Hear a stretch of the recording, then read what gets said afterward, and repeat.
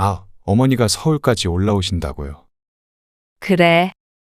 너희가 왔다 갔다 하기 바쁘면 내가 올라가면 되잖니. 아, 그럼 차라리 밖에서 봬요. 저번처럼 집에서 말고요. 밖에서 보자니? 네, 이제는 만나서 식사 함께하고 차 마시고 그러고 헤어지는 거 어때요? 명절에 일이 바빠서 그런 건 아닐 테고 내가 너희 집에 가는 게 싫으니? 아, 그게 아니라 애들도 다 컸는데 전처럼 집에 막 찾아오시고 그런 거 좀 불편한 것 같아요. 네가? 아니면 유준이 엄마가? 저도 그렇고요. 아무래도 어머니 오시면 애엄마가 밥도 차려야 하고요. 여러모로 불편할 수밖에 없죠. 저도 어머니 잠자리도 신경 쓰이고 요즘엔 그렇게 많이 한대요.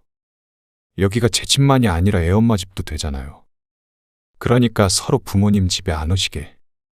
오늘 이야기 속 주인공은 올해 76세가 된 박점숙 씨입니다. 그리고 그녀의 아들 45세 하병준과 아들의 가족에 관한 사연이죠. 아들은 10여 년 전 같은 회사에 다니고 있던 처자와 결혼을 했습니다. 오래전 간암으로 남편을 떠나보낸 뒤 갖은 고생을 하며 살았던 박 씨. 아들을 결혼시키니 인생에 있어서 모든 숙제를 끝낸 기분이었습니다. 하지만 그 숙제를 끝내놓으니 또 다른 숙제가 기다리고 있었죠. 쌍둥이라고? 네, 병원에서 그렇다네요. 경사가 동시에 왔네. 그런데 쌍둥이 임신 소식을 알리는 아들의 목소리가 어쩐지 기쁨보다는 걱정에 차 있었습니다. 맞벌이에 아이 하나 키우는 것도 힘든데 둘을 어떻게 키울지 막막해요. 그 말에 박 씨도 걱정스러운 마음이 들었습니다.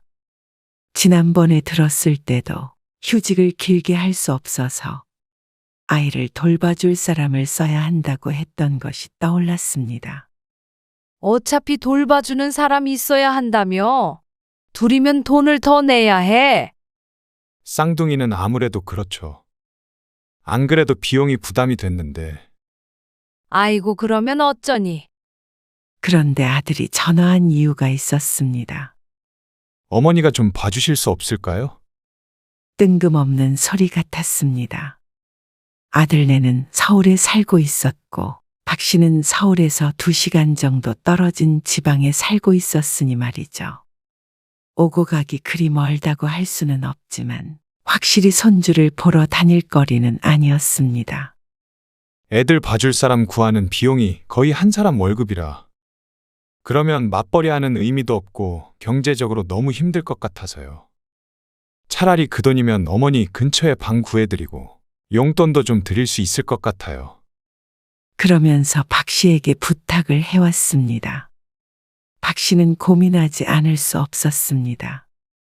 쌍둥이 손주들은 너무나 보고 싶지만 육아에는 그리 자신이 없었습니다. 젊은 사람들도 하기 힘든 게 육아인데 늙은이 혼자서 하루 종일 둘을 보는 게 현실적으로 가능할까 하는 생각이 들었습니다.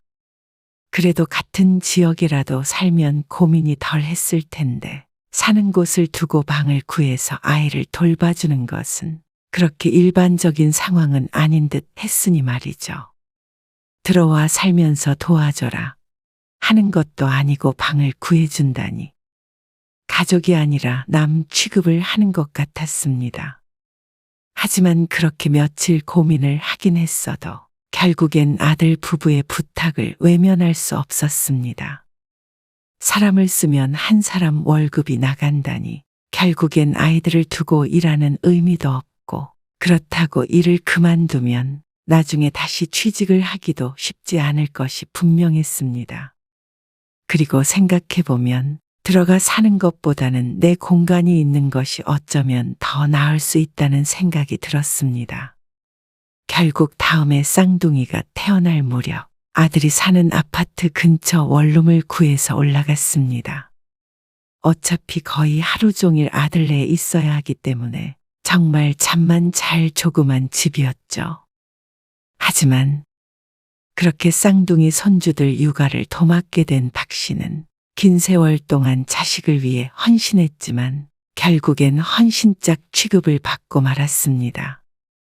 육아의 과정도 힘들었지만 그 끝까지 비참하니 지난 세월이 후회될 수밖에 없었습니다. 삐삐삐삐삐.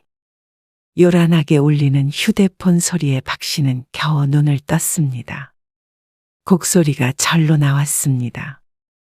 간밤에 허리가 아파도 뒤척거렸더니 잠을 제대로 못 자 피곤했지만 6시 반이면 눈을 떠야 했습니다. 그래서 아무리 늦어도 7시 20분까지는 아들네 집에 도착을 해야 했죠. 박 씨는 서둘러 씻고 간단히 집 정리를 하고 집을 나섰습니다. 아들네 집까지는 코앞인 듯해도 아파트 단지를 지나치기 때문에 10분은 걸렸습니다. 비밀번호를 누르고 들어가니 출근할 준비를 마친 아들 며느리가 박 씨를 맞았습니다. 박 씨가 도착하자마자 아들 며느리는 집을 나섰고 박 씨는 쌍둥이들을 깨웠습니다. 초등학생이 된 손주들을 깨워 밥 먹이고 씻기고 옷 입히고 책가방까지 챙겨 학교를 보내면 1시간이 훌쩍 흘러 있었습니다. 박 씨는 그렇게 아이들을 등교시키고 아들 집으로 돌아와서야 간단하게 아침밥을 챙겨 먹었습니다. 그리고서는 출근, 등교 준비로 어수선해진 집을 하나 둘 정리했습니다. 집안일이란 게 참 신기하게도 별것 안 하는 것 같지만 시간은 쏜살같이 흐르죠. 설거지까지 마치면 점심때가 되는데 또 간단히 식사를 하면 손주들이 학교할 시간이 됩니다. 학교에 데리러 갔다가 집에서 간식 먹이고 태권도 학원도 보내고 하면 또 오후 시간이 훌쩍 흘렀습니다. 그리고 저녁에 집에 돌아온 손주들 저녁밥까지 차려주면 아들이나 며느리 중 누군가가 퇴근하죠. 그 시간이 아무리 빨라야 저녁 7시 반 정도였습니다. 그리고 나서 8시쯤 지친 몸을 이끌고 집으로 돌아와 하루를 마무리합니다. 이것이 지난 10년간의 박 씨의 하루였습니다. 이제 70대 중반이 된 박 씨에게는 무척이나 고된 일이었는데 손주들이 어린이집에 가기 전엔 또 다른 고통이 있었고 어린이집을 다닐 때 또 초등학교에 다닐 때는 다른 시련들이 있었습니다. 지난 10년 동안의 일들을 다 풀어내자면 3일 밤낮도 부족했습니다. 그렇게 해서 박 씨가 얻은 것은 할머니를 잘 따르는 예쁜 손주들과 허리디스크였습니다. 아이고, 허리야. 박 씨는 그동안에 허리디스크 수술을 2번이나 했습니다. 그리고 요즘엔 무릎도 아프기 시작했습니다. 육아를 시작한 뒤로는 이런 통증은 친구와도 같았습니다. 가만히 둬도 늙을 몸뚱이가 더 빨리 늙는 기분이었습니다. 아니, 여행 좀 다니고 하라니까. 손주들도 다 컸다며. 아직도 거기서 그러고 있어? 주변 사람들은 그런 박 씨를 두고 혀를 찼습니다. 그러게 훌쩍 떠나고 싶네. 그거 육아 우울증 그런 거 아니야? 아니, 우울증은 아들 며느리가 걸려야 하는 거 아니야? 왜 거기서 대신 병을 얻어? 지인의 말이 맞았습니다. 남들은 취미 생활하고 놀러 다닐 시간에 박 씨는 육아에 얽매여 살았습니다. 그러니 젊은 사람들이 걸려야 할 산후우울증, 육아우울증을 75세인 박 씨가 걸린 것이죠. 요즘엔 내 시간을 갖고 싶다는 생각을 많이 하게 됐습니다. 퇴근하면 혼자 있지만 그건 잠자는 시간이지 여가 시간이 아니었습니다. 그런데 그런 박 씨의 삶이 제자리로 돌아간 것은 박 씨의 자의가 아닌 어떤 사건 때문이었습니다. 손주들이 초등학교 4학년이 되었을 때였습니다. 박 씨는 아파트 단지 앞에서 아이들의 영어학원차를 기다렸습니다. 스스로 집에 들어올 수 있는 나이지만 박 씨는 꼭 그렇게 아이들을 마중 나갔습니다. 할머니, 우리 뺑뺑이 타고 들어갈래? 아파트 정문에서 집까지 가는 길에는 작은 놀이터가 있었는데 그곳에 손잡이를 잡고 돌리는 놀이기구가 있었습니다. 아주 어릴 때부터 그것을 그냥 지나치지 못하는 손주들. 그래. 10분만 타고 들어가자. 밥 먹어야지. 아이들은 아싸하며 놀이기구에 올라탔습니다. 하나는 돌리고 하나는 안쪽에 매달려 있었죠. 박 씨는 그 옆에 시소에 앉아서 노는 것을 구경하고 있었습니다. 그렇게 5분이나 놀았을까? 순식간이었습니다. 안쪽에 매달려 있던 손주가 제대로 잡고 있지 않았는지, 아니면 바깥에 있던 손주가 너무 빨리 돌렸는지, 어라 하는 사이에 바깥으로 튕겨 나왔습니다. 유준아, 박 씨가 넘어진 아이를 서둘러 일으켰습니다. 손자는 어디를 잘못 짚었는지 손을 부여잡고 있었고, 팔은 심한 생채기가 난 상태였습니다. 잘은 몰라도 반창고를 붙여서 될 문제가 아닐 듯 했습니다. 아이고, 이걸 어쩜 좋니? 박 씨는 아이들을 데리고 서둘러 근처 병원으로 갔습니다. 그리고 약 2시간 뒤, 아들네 집 거실에서 박 씨와 아들, 며느리가 식탁에 앉아 있었습니다. 거실에서 놀고 있는 손자의 손에는 붕대가 감겨 있었고 여기저기 치료한 흔적이 있었습니다. 왼쪽 검지와 중지가 골절되었고 타박상을 입은 손자. 무거운 침묵이 흘렀고 며느리의 눈가는 촉촉했습니다. 미안하다. 박 씨가 괴롭게 중얼거렸지만 며느리는 대답하지 않고 고개만 떨구었습니다. 그리고 한참을 입을 다물고 있던 아들이 박 씨에게 말했습니다. 그러게 그 놀이기구 제가 위험한 것 같다고 말씀드렸잖아요. 늘 타던 거고 밑에 모래도 있어서. 그러면 잘 보셨어야죠. 내가 본다고 봤는데 미처 잡을 시간이 없었어. 변명 아닌 변명을 하자 며느리가 고개를 저었습니다. 어머니, 이제 애들도 다 컸고요. 등교할 때도 혼자서 걸어갈 수도 있고, 끝나면 학원차가 다 데리러 가고 데려다 주고 하니까요. 이만 돌아가셔도 되지 않을까 싶어요. 박 씨도 아이들이 많이 컸으니 이제 그만 봐줘도 되지 않을까 하는 생각을 하긴 했지만, 이런 식으로 회사에서 해고되듯이 하루아침에 그만두게 될 줄은 몰랐습니다. 한 번의 실수로 말이죠.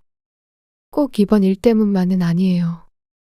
애들 교육 문제도 있고, 아무래도 할머니가 키우는 것보다 부모가 키우는 게 나으니까요. 그걸 몰라서 여태 박 씨가 키운 것은 아니었습니다. 그동안 고생하셨어요. 감사해요.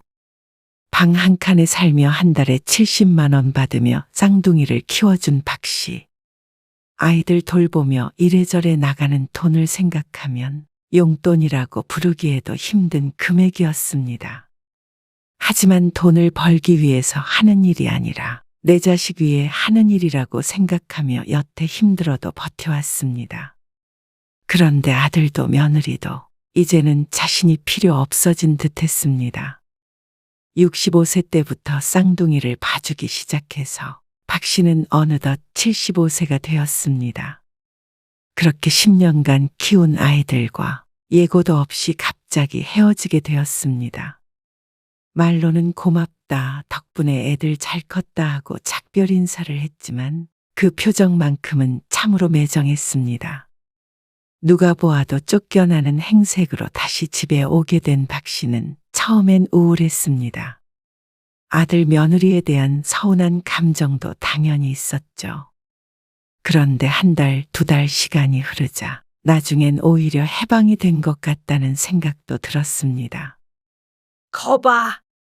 진작에 내려오라니까. 이렇게 다니니까 얼마나 좋아. 지인들과 함께 근처 지역 축제도 다니며 시간을 보내자 잃어버린 자유를 되찾은 듯 했죠. 꼭 감옥에 갇혀 있다가 10년 만에 출소한 기분이었습니다. 그리고 그렇게 반년이 지나자 육아로 인한 우울증이나 스트레스는 사라졌습니다. 그러자 아들 며느리에 대한 섭섭했던 감정도 흐릿해졌죠. 그런데 문제는 지난 10년간 정주며 키운 쌍둥이들이었습니다. 부모보다 훨씬 많은 시간을 보냈고 기저귀 채우고 밥 먹이고 직접 박 씨의 손으로 키운 아이들이었습니다. 끈끈한 유대 관계가 있었죠. 그건 아이들도 마찬가지였습니다. 할머니 언제 와? 명절 때 우리 서준이, 유준이가 할머니 보러 오면 되지. 그러면 우리 생일 때도 안 와? 선물 사주기로 했잖아. 그 말에 박 씨의 마음이 요동쳤습니다. 아이들에게서 전화가 자주 오는데 지금은 할머니를 자주 찾았습니다. 근데 아마 여기서 몇 년 지나 중학생만 되더라도 그럴 일은 없어지겠죠. 그래? 할머니도 서준이랑 유준이 보러 가고 싶네. 아참, 저번에 어린이날에 할머니가 용돈 보냈는데 받았어? 아니, 할머니는 선물도 안 주고. 며느리를 통해서 종종 아이들 용돈을 보내곤 했는데 전달이 제대로 안 되고 있는 듯 했습니다. 아직 어린이 돈 쓸 일이야 많지 않겠지만 그래도 아이들이 자신이 용돈을 줬다는 사실조차 모르고 있는 듯해서 속상했습니다. 할머니, 생일에 올 거지? 응. 손자의 재촉에 박 씨는 아빠에게 말해보겠다며 전화를 끊었습니다. 그리고 조금 망설인 끝에 아들에게 전화를 걸었습니다. 병준아, 다음 주에 한번 너희 집에 가도 되니? 저희 집이요? 무슨 일이신데요? 아, 유준이한테 전화가 왔는데 다음 주 생일에 와서 선물 달라고. 애들이 하는 소리를 고지 들으세요. 아니, 나도 보고 싶어서 그러지. 허리도 아프시다면서. 그냥 계세요. 명절에 저희가 갈게요. 바쁘니? 그건 아닌데 주말엔 저도 좀 쉬어야죠. 박 씨는 바쁘지도 않은데 오지 말라는 소리에 서운해서 말이 없었습니다. 그러자 아들이 숨을 푹 내쉬었습니다. 그 골치 아픈 듯한 한숨 소리에도 빈정이 상했습니다. 알았어요. 그러면 오후에 오세요. 오전엔 좀 쉬게요. 이러는데도 가야 하나 싶었지만 손자의 목소리를 떠올린 박 씨는 알겠다고 말하고 전화를 끊었습니다. 그리고 그 다음 주를 손꼽아 기다렸죠. 주말이 되었을 때 박 씨는 시외버스를 타고 서울로 향했습니다. 오전에 아들에게 전화를 하고 출발했는데 터미널에 내려서 아들네 집 앞까지 도착하니 오후 1시가 넘은 시간이었습니다. 박 씨가 아들네 문 앞에 서서 비밀번호를 치려다가 손을 내렸습니다. 그러고는 그 옆에 있는 초인종을 눌렀습니다. 띵동.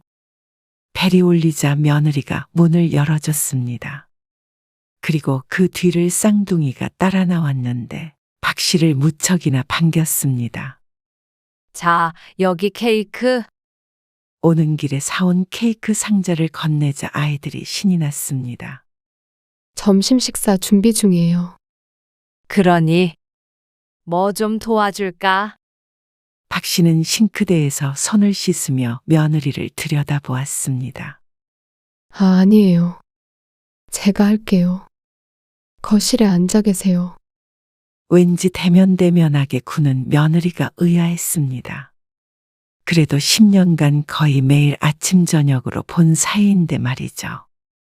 그러고 보니 표정도 그리 좋아 보이지 않았습니다. 무슨 일이 있나 싶었습니다. 힐끔 며느리 눈치를 보는데 국자를 탁 하고 내려놓았습니다.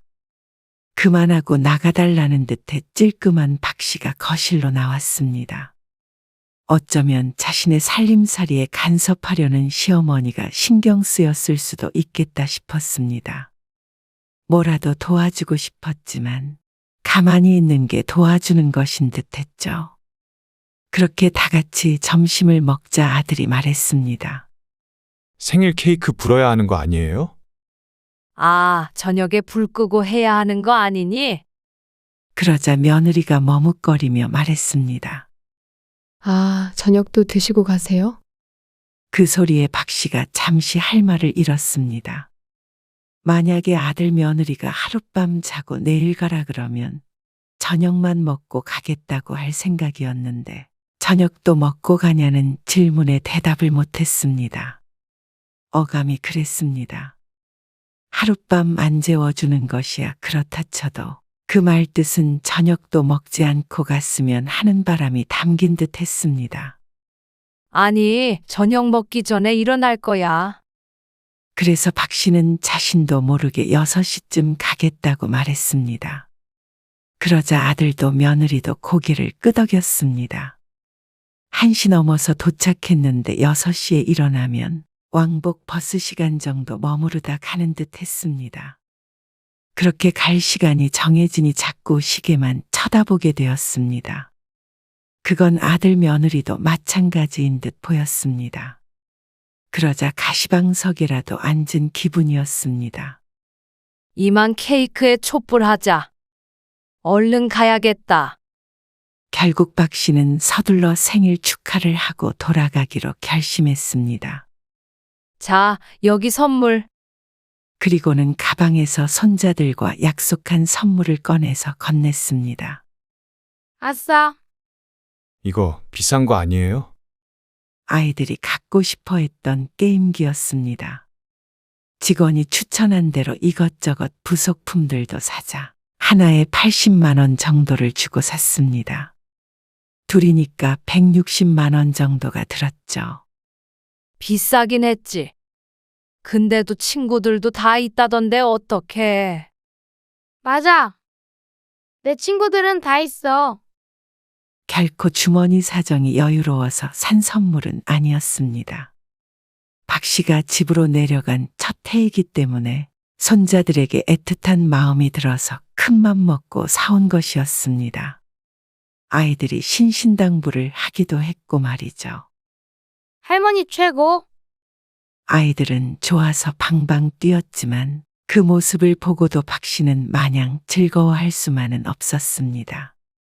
이제 곧 저녁 먹을 때가 되니 약속대로 일어나야 했죠. 벌써 가시게요? 저녁도 먹고 갈 거냐는 질문과는 반대되는 말이었습니다. 물론 인사말인 듯 했습니다. 그래.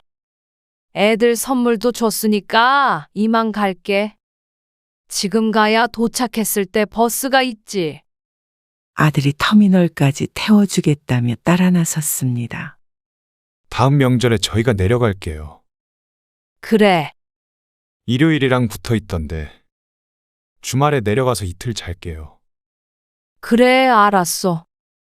이렇게 내려보내는 게 마음에 걸렸는지 자꾸만 아들이 말을 걸었습니다. 하지만 그런다고 서운한 마음이 사라지는 것은 아니었습니다. 그런데 자신이 있는 게 불편했든 어쨌든 아들 며느리도 다 사정이 있는 것일 테니 부모인 자신이 이해하자 생각했습니다. 또 이해하지 않는다고 하더라도 박 씨가 할 수 있는 것도 없었습니다. 박 씨가 아이들이 보고 싶어서 스스로 원해서 온 것이니 말이죠. 조심히 내려가세요. 알았어. 너도 운전 조심해. 아들의 차를 떠나보내고 박 씨는 쓸쓸히 뒤돌아섰습니다. 이제 시간은 6시 반이었습니다.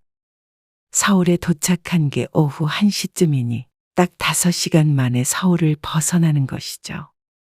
사실 아이들이 보고 싶은 것도 맞지만 당연히 아들도 보고 싶었습니다.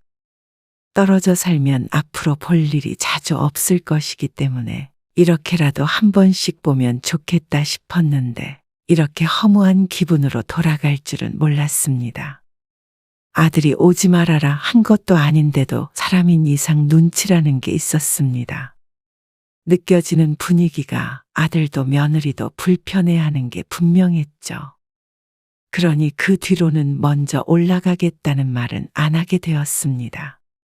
그러자 박 씨의 예상대로 아들네와는 볼 일이 거의 없어졌습니다. 아들은 꼭 오겠다던 지난 명절에 오지 않았습니다. 대신에 아이들을 데리고 여행을 갔죠. 여행을 간다는 말에 박 씨도 어쩌면 같이 가길 기대했는지도 몰랐습니다. 일본 비행기 표가 너무 싸더라고요.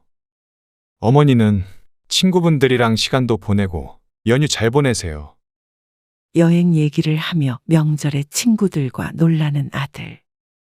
명절에 가족과 안 보내고 친구랑 보내는 사람이 몇이나 될까 속으로 헤아려 보았습니다. 아무튼 다녀와서 연락드릴게요. 그러곤 전화를 끊으니 이렇게 부모 자식도 멀어질 수 있구나 하는 생각이 들었습니다. 애들 키워주면서도 내내 곁에 있었으니 이렇게 남처럼 살아본 적이 없는 것 같았습니다.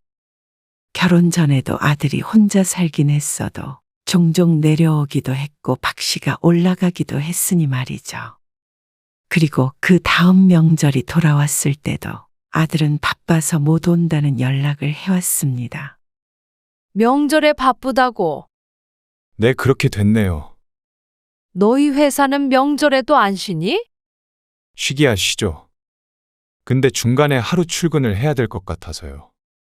무슨 회사가 명절에도 출근을 해야 하는지 박씨는 이해가 안 됐습니다. 여태껏 그런 적이 한 번도 없었습니다. 지난번에도 못 갔는데 죄송해요. 그럼 잠깐 내려왔다가 갈 시간도 없는 거네. 네, 그럴 것 같아요. 차도 막힐 거고. 그래, 그러면 차라리 지난번처럼 내가 가면 어때? 그렇게 물었지만 사실 박씨가 정말로 아들네 집에 가고 싶어서 물어본 것은 아니었습니다. 명절에 바쁘다는 말 때문이기도 했고 아들의 마음도 알고 싶었습니다. 박씨의 질문에 아들은 잠시 머뭇거렸습니다. 어머니가 오신다고요. 그래. 너희가 왔다 갔다 하기 바쁘면 내가 올라가면 되잖니. 그러자 아들의 대답이 황당했습니다. 아, 그럼 차라리 밖에서 봬요. 저번처럼 집에서 말고요. 밖에서 보자니? 만나서 식사 한 끼 하고 차 마시고 그러고 헤어지는 거 어때요? 지난번에 받았던 느낌이 착각이 아니었습니다. 그땐 착각이길 바라는 마음에 넘어갔지만 명절에도 멀리서 온 엄마와 밖에서 밥만 한 끼 먹고 헤어지고 싶다는 아들의 말에 참을 수가 없었습니다. 바빠서 그런 건 아닐 테고 내가 너희 집에 가는 게 싫으니?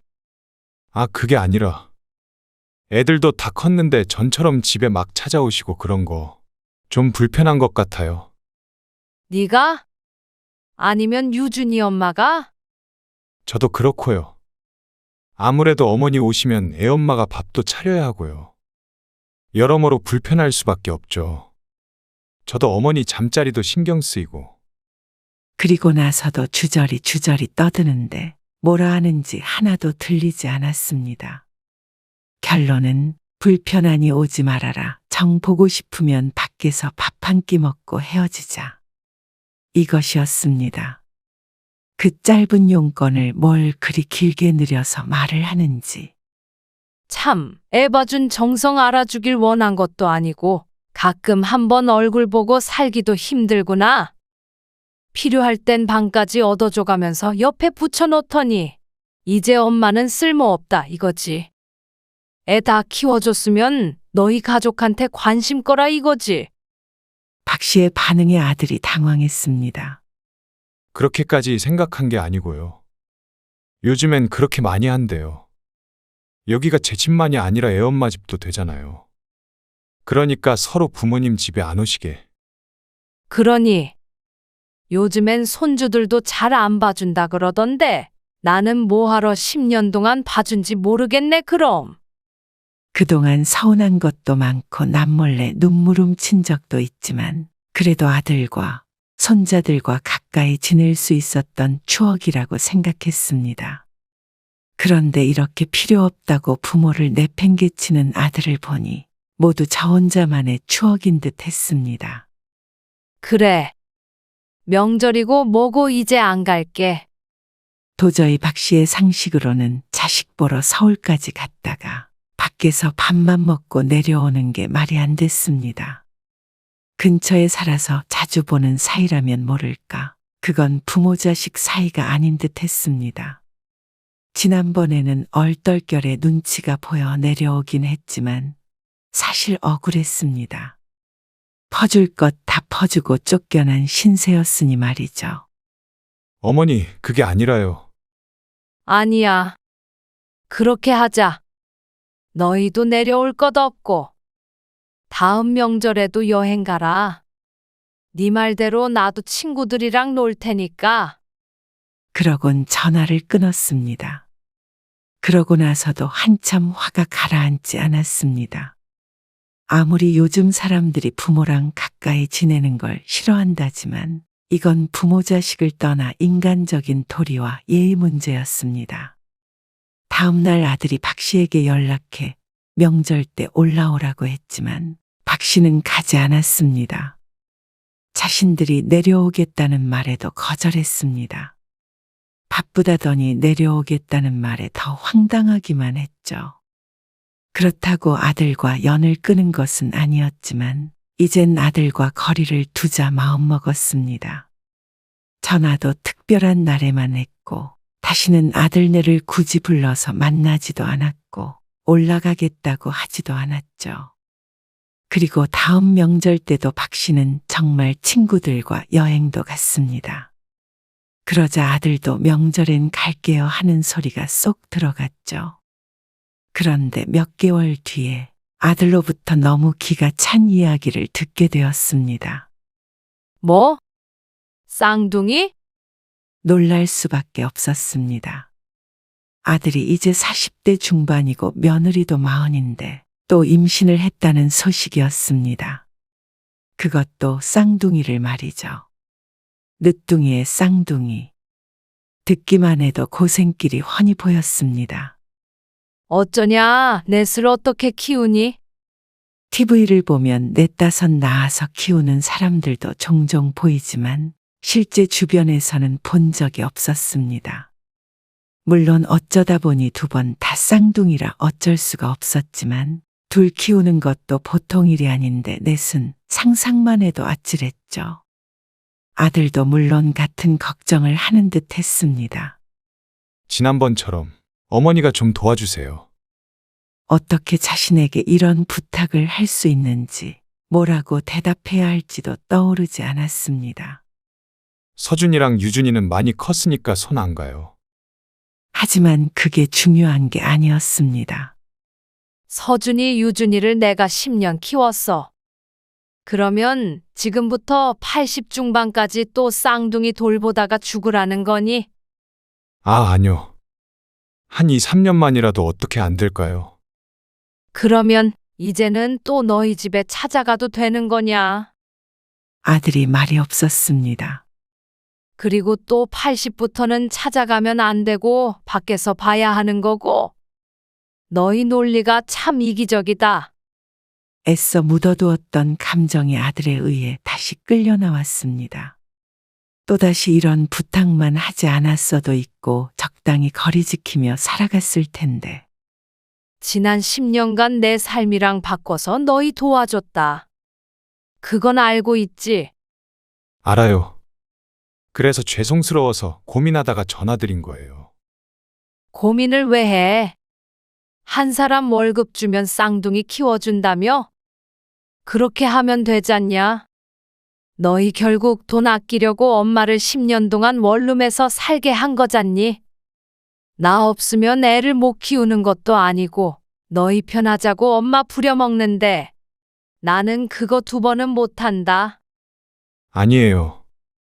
이번엔 그런 게 아니라 사실 합가도 생각하고 있어요. 박 씨는 허하고 날카로운 웃음을 내뱉으며 말했습니다. 너희가 생각한다고 내가 감사하면서 그 집에 들어가야 해? 누구 좋으라고 합가를 해?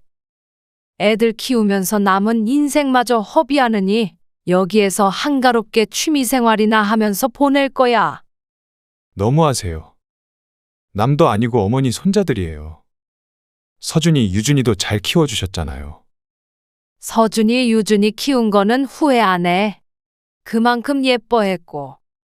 그런데 아직 태어나지도 않은 손주들한테까지 마음 줘서 헌신짝처럼 버려지는 일 이제는 안 할 거야. 그렇게 전화를 끊고 아들에게선 한동안 연락이 왔습니다. 아마 막막하겠죠. 늦은 나이에 또 쌍둥이를 낳아 키우게 생겼으니 눈앞이 깜깜하겠죠. 그렇지만 남이 억지로 아이를 가지라고 한 것도 아니고 모든 게 다 아들 며느리의 선택이었을 테니 책임도 알아서 지는 게 맞았습니다. 그리고 힘들면 힘든 대로 자기 손으로 애들을 키워봐야 박 씨의 지난 10년을 이해할 수가 있을 것입니다. 돈만 벌어오면 아이들은 알아서 커 있었으니 참 편한 세월이었을 것입니다. 그러니 부모가 자식을 얼마나 어렵고 힘들게 키우는지 몰라 자신에게 그렇게 모질게 대할 수 있었던 것이겠죠. 지지고 볶고 살며 아들도 며느리도 부모의 마음을 깨닫는 날이 오길 바랐습니다. 그에 따른 아들 부부의 희생과 고생은 어쩔 수가 없는 것이겠죠.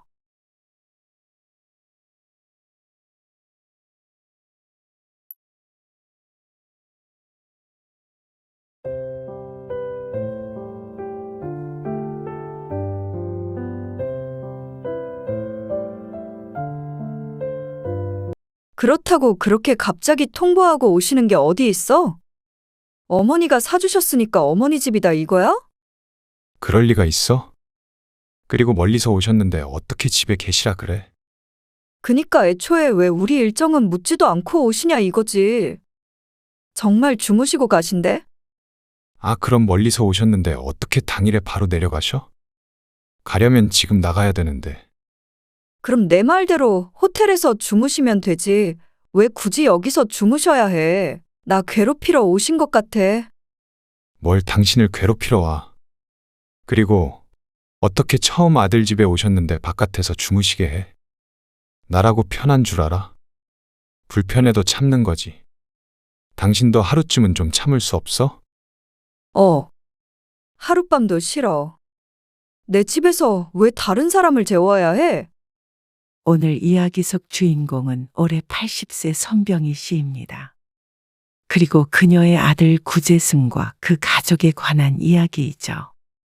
아들의 가족이란 손 씨를 제외한 새로 꾸린 그의 가정을 말합니다.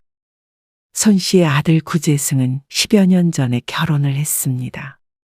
오래전 남편을 잃고 혼자 애면글면 뒷바라지한 아들은 손 씨와는 아주 먼 서울에 정착해 살고 있습니다. 그리고 12년이 흐른 지금까지 손 씨가 아들 가족을 볼 수 있는 날은 오로지 명절뿐이었습니다. 그것도 설 한 번이었죠. 추석 때는 처갓집 가고 설에만 내려갈게요.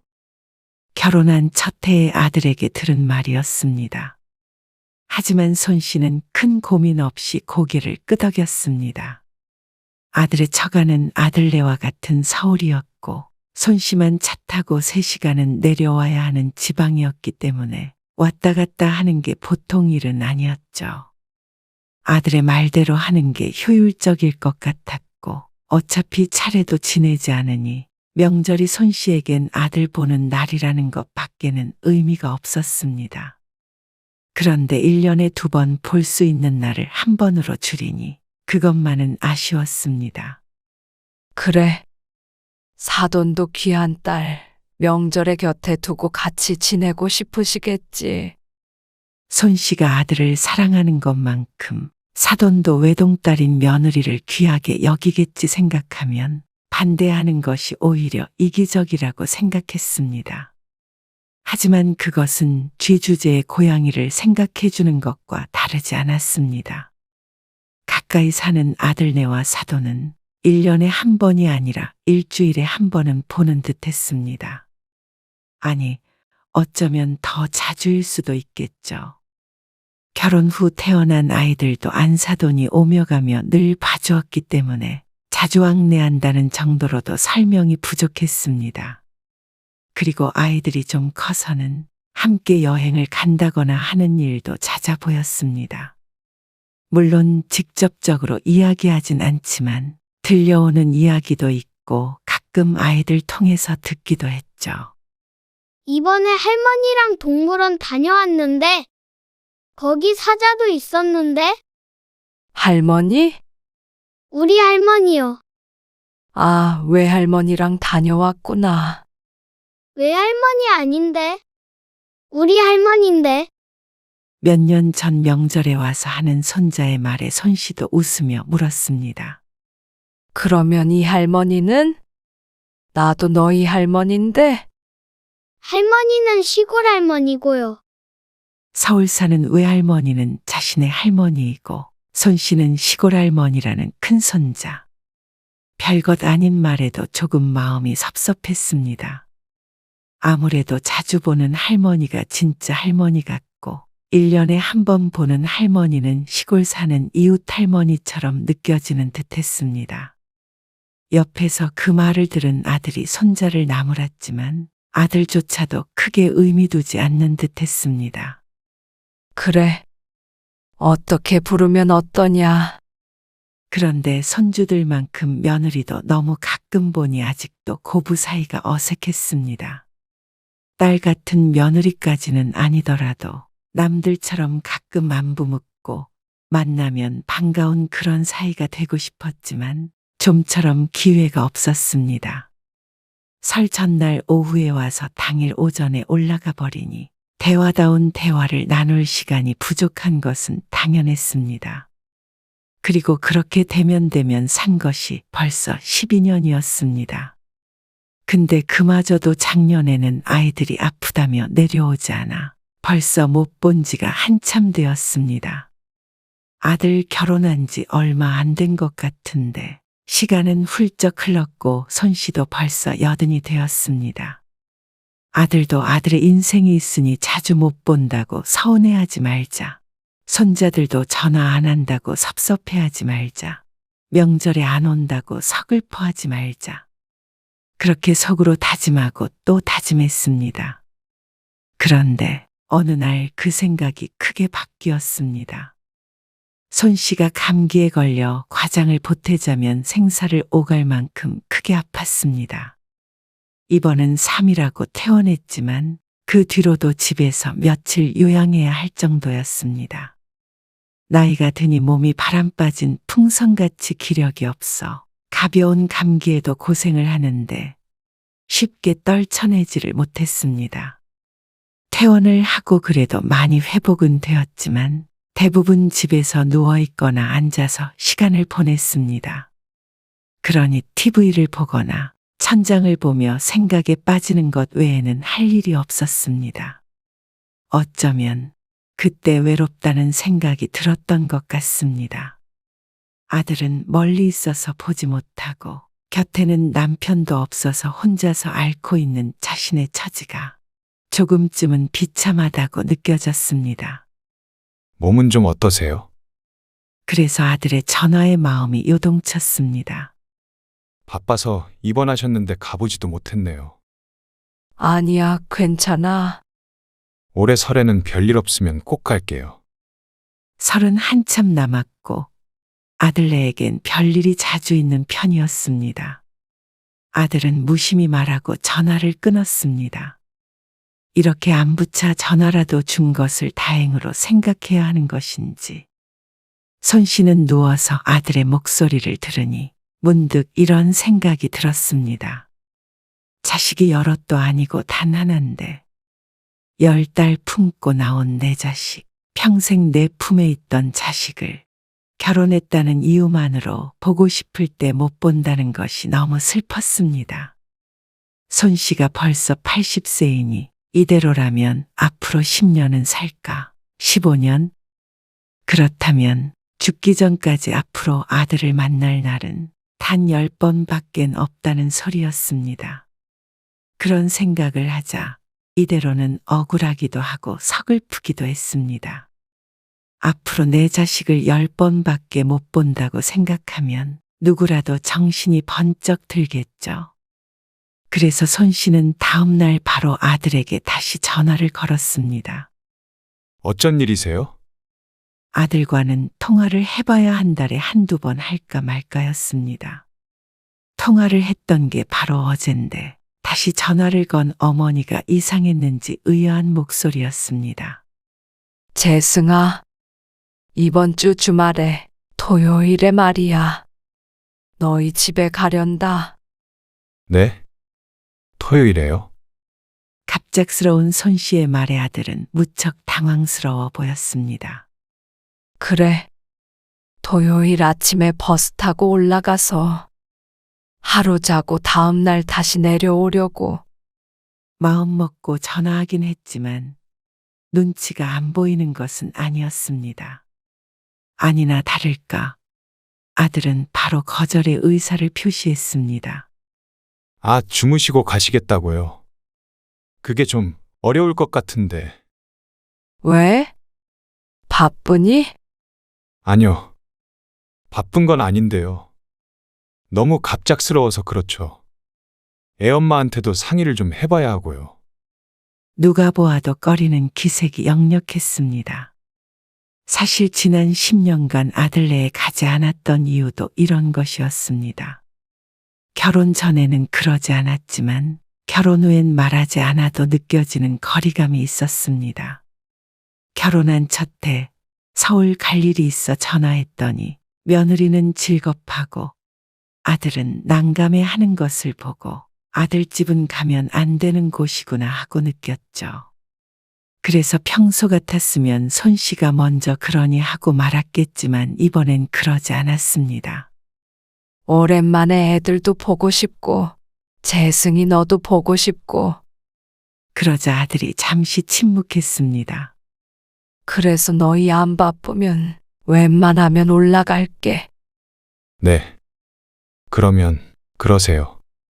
아들의 입에서 참 어려운 허락의 말이 떨어졌습니다. 이렇게까지 해서 가야 하느냐 그러면 할 말은 없지만 앞으로 내 자식 얼굴 몇 번 못 보고 죽나 생각하면 조금은 민망하고 슬픈 기분쯤은 참을 수 있었습니다. 버스 타고 올라갈게. 네. 그럼 터미널로 모시러 갈게요. 아들의 마지막 말을 듣고 손 씨는 자리를 털고 일어났습니다. 왠지 몸이 더 가뿐하게 느껴졌습니다. 많이 괜찮았으니까 병원에서 퇴원을 시킨 것이었겠지만 가슴이 기쁨으로 차오르니 그 어떤 치료약보다도 효과가 좋은 듯 했습니다. 주말에 집을 비워야 하기 때문에 대청소도 하고 분주하게 짐도 싸고 있는데 그걸 본 동네 친구가 말했습니다. 아니, 고작 하루 자고 온다면서? 누가 보면 한 일주일 여행 다녀오는 줄 알겠네. 어디 해외여행가? 그래도 토요일 아침 일찍 나갔다가 돌아오면 일요일 오후는 될 거 아니야. 이틀 비우는 거나 마찬가지잖아. 손 씨는 누가 보아도 들뜬 사람 같았습니다. 이렇게 아들네 방문하는 게 처음이었기 때문입니다. 아들이 결혼한 지 10년도 넘었는데 한 번도 못 가보았다면 다들 믿지 못하고 놀랐습니다. 언니 아들네 집에 안 가봤다고 그랬지. 어떻게 그럴 수가 있지. 딸 둘과 가까이 사는 동네 친구는 그런 손 씨를 영 이해를 못하겠다고 했습니다. 나는 일주일에 한 번씩은 꼭 보는데. 자식들 바쁜데 뭐하러 그렇게 자주 찾아가? 내 자식 내가 보고 싶을 때 보는 거지 뭐. 언니가 이상한 거지. 내가 이상한가? 내가 이상해? 아, 당연하지. 언니가 아들 장가 보낼 때 저기 천 옆에 있던 땅 다 팔아치웠었잖아. 그 돈으로 집도 사주고 결혼자금 대준 거 동네 사람들 다 아는데. 아들네 집에 한 번도 안 가봤다고 그러면 다들 놀라 자빠질걸? 며느리가 시어머니 오는 거 싫대? 뭘 싫대? 멀기도 하고 애들 바쁘니까 안 가는 거지. 아무리 바빠도 주말 내내 일하는 사람이 어디 있다고? 다 핑계지. 돈 받을 땐 좋다고 받아놓고 시부모 오는 건 싫고. 너무 괘씸하지 않어? 아, 그런 적 없대도 그러네. 그리고 집 사줬다고 마음대로 가도 되나? 그렇게 말은 했지만 초대해주지 않으니 마음대로 쳐들어가고 있는 손 씨가 할 말은 아니었습니다. 어쩌면 동네 친구가 하는 소리가 맞았지만 다른 사람 입으로 그런 말을 듣고 싶지는 않아서 괜히 호통을 쳤습니다. 그렇게 다시 짐을 싸는데 조금 걱정이 되기도 했습니다. 친구의 말처럼 혹여나 아들 며느리가 자신이 집 사줬다고 생색내기 위해 마음대로 찾아간다고 생각하면 어쩌나 하는 걱정 말이죠. 그러다가 이내 고개를 저으면서 짐 싸는데 열중했습니다. 이것저것 다 걱정하고 따지다가 10년 넘는 세월이 지나버렸습니다. 계속 눈치만 보다 가는 아들은 코빼기도 못 보고 가버릴까 무서웠습니다. 이번처럼 아픈데 미처 손 쓰지 못하는 사이에 눈 감게 될지 누가 아나 생각하면 조금은 이기적으로 살아도 되지 않을까 하는 오기가 생겼습니다. 그렇게 토요일이 되었을 때 바리바리 싼 짐을 들고 버스를 탔습니다. 고작 하루 자는 것이기 때문에 손 씨의 짐은 칫솔과 옷 정도밖에 없었지만 나머지는 전부 밭에서 나온 먹을거리였습니다. 동네 친구가 무겁다며 말렸지만 하나 둘 싸다 보니 양이 상당해졌습니다. 그래도 터미널까지 아들이 데리러 온다고 하니 어찌어찌 가지고 가기만 하면 괜찮을 것 같아서 챙겼습니다. 아침 일찍 버스에 오르니 아들 보러 서울로 가는 게 실감이 났습니다. 마냥 들뜨기만 한 것은 아니었고 걱정 반 기대 반이었습니다. 갑자기 간다고 했을 때 아들의 반응이 떠올라서였습니다. 너무 막무가내로 올라가는 것 아닌가 하는 뒤늦은 후회, 그리고 이렇게라도 해서 자식을 곧 볼 수 있다는 것에 대한 기대감. 다양한 감정이 손 씨의 얼굴 위로 떠올랐습니다. 손 씨는 서울까지 가는 3시간 동안 긴 상념에 빠졌습니다. 다 큰 자식은 남처럼 살아야 한다는 사람도 있었지만 손 씨는 그게 안 됐습니다. 그럴 수밖에 없었습니다. 손 씨의 인생은 자식밖에 없었습니다. 아들 재승은 기나긴 시간 동안 인생의 가장 큰 기쁨이자 행복이었습니다. 자식이 나이 들었다고 내 자식이 아닌 게 되지 않으니 여전히 자나깨나 아들 생각뿐이었습니다. 이런저런 생각을 하다 보니 어느새 버스는 서울에 도착했습니다. 무거운 짐을 들고 나가니 아들이 보였습니다. 천천히 걷던 손 씨의 걸음이 자신도 모르는 사이에 점점 빨라졌습니다. 재승아, 거의 2년 동안 보지 못했던 아들의 얼굴을 보니 웃음이 절로 나왔습니다. 아들이 손 씨를 보고 깜짝 놀란 것은 당연했습니다. 하루 주무시면서 뭘 이렇게 많이 가져오셨어요? 친구와 똑같은 소리를 하는 아들 때문에 손 씨는 작게 웃었습니다. 밭에서 좀 따오고 동네 사람들이 준 것도 있고. 아들이 짐을 가져가며 어이쿠했습니다. 뭐하러 가지고 오세요? 서울에 없는 게 어디 있다고.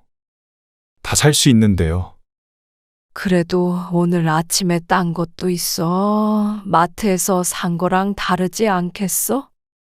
아들은 한숨을 쉬었지만 그래도 좋은 건 먹여주고 싶은 것이 부모 마음이었습니다. 차에 탄 아들이 손 씨에게 말했습니다. 그런데 갑자기 어쩐 일이세요? 몸도 안 좋으시다면서. 그냥 우리 아들 생각나서. 몸은 다 나았어. 이렇게 손 씨가 아들과 단둘이 차를 탄 것도 정말 오랜만인 듯 했습니다. 집에 다 와가는지 차는 느려졌습니다. 손 씨는 차창을 내렸습니다. 바깥이 무척 푸르르고 날이 맑았습니다. 기분이 좋으니 바깥 풍경도 더 아름다워 보였죠. 같이 식사도 하고 오후에 산책도 하면 참 좋을 것 같다는 생각이 들었습니다. 집에 도착하자 며느리와 손자 둘이 손 씨를 반겼습니다. 오셨어요? 안녕하세요. 잘 지냈니? 내가 너무 갑자기 왔지. 아들이 들고 있던 짐을 며느리에게 건넸습니다.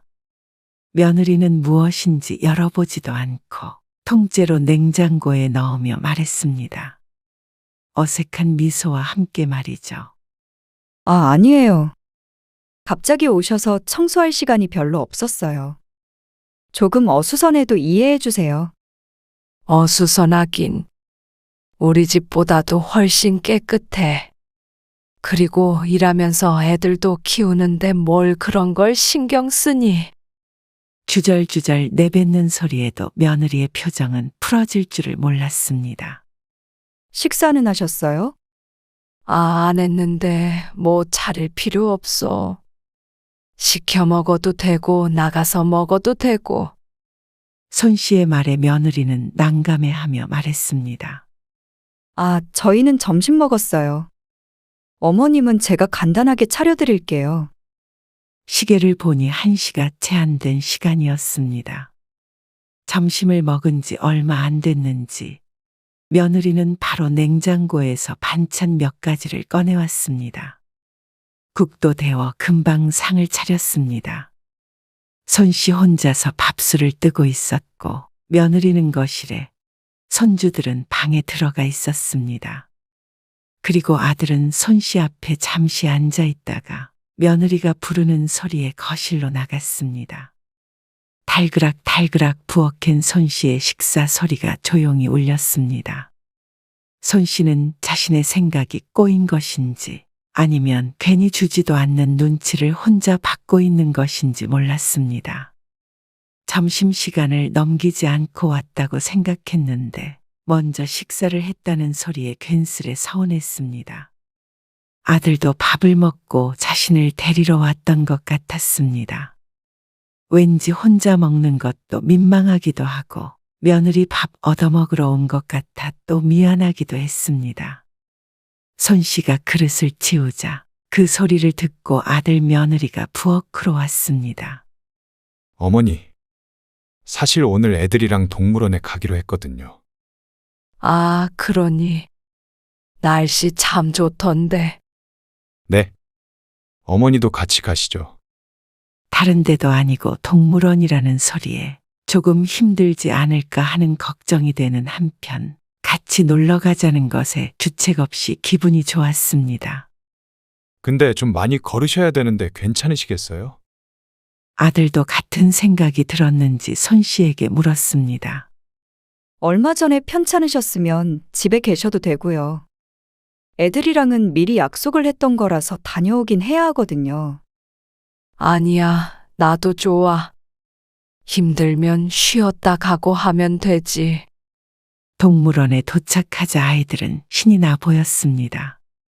그리고 그 뒤를 아들과 며느리가 천천히 따라 걸었습니다. 또 그 뒤에서 손 씨가 아들네 가족을 보며 걸었습니다. 참 아름다운 장면이라고 생각했습니다. 내 아들이 이렇게 행복한 가정을 이루고 살아가고 있다는 것에 밥을 안 먹어도 배부른 기분이 들었습니다. 그리고 그 뒷모습이 그 옛날 자신과 남편 그리고 어린 아들과 같았습니다. 바람도 선선해서 기분이 참 좋았습니다. 하지만 기분은 기분이고 늙고 병든 몸은 끝까지 그 뒤를 쫓지는 못했습니다. 재승아, 엄마는 여기 조금 앉아 있을 테니까 천천히 둘러봐.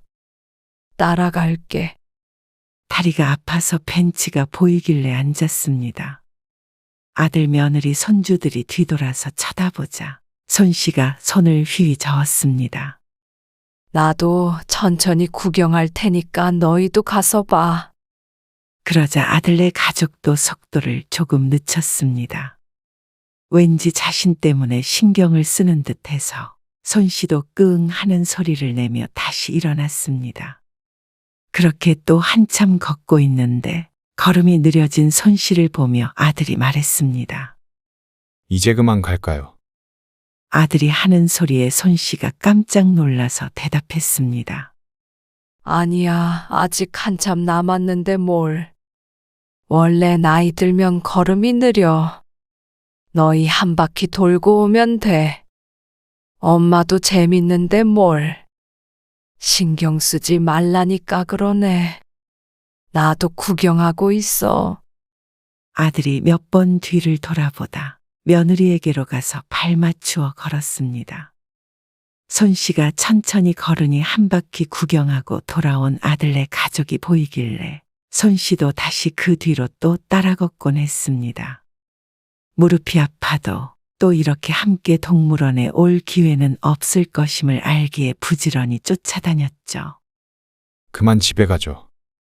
아, 아직 사자 못 봤는데. 할머니 너무 힘드셔서 안 돼. 아니야, 난 괜찮아.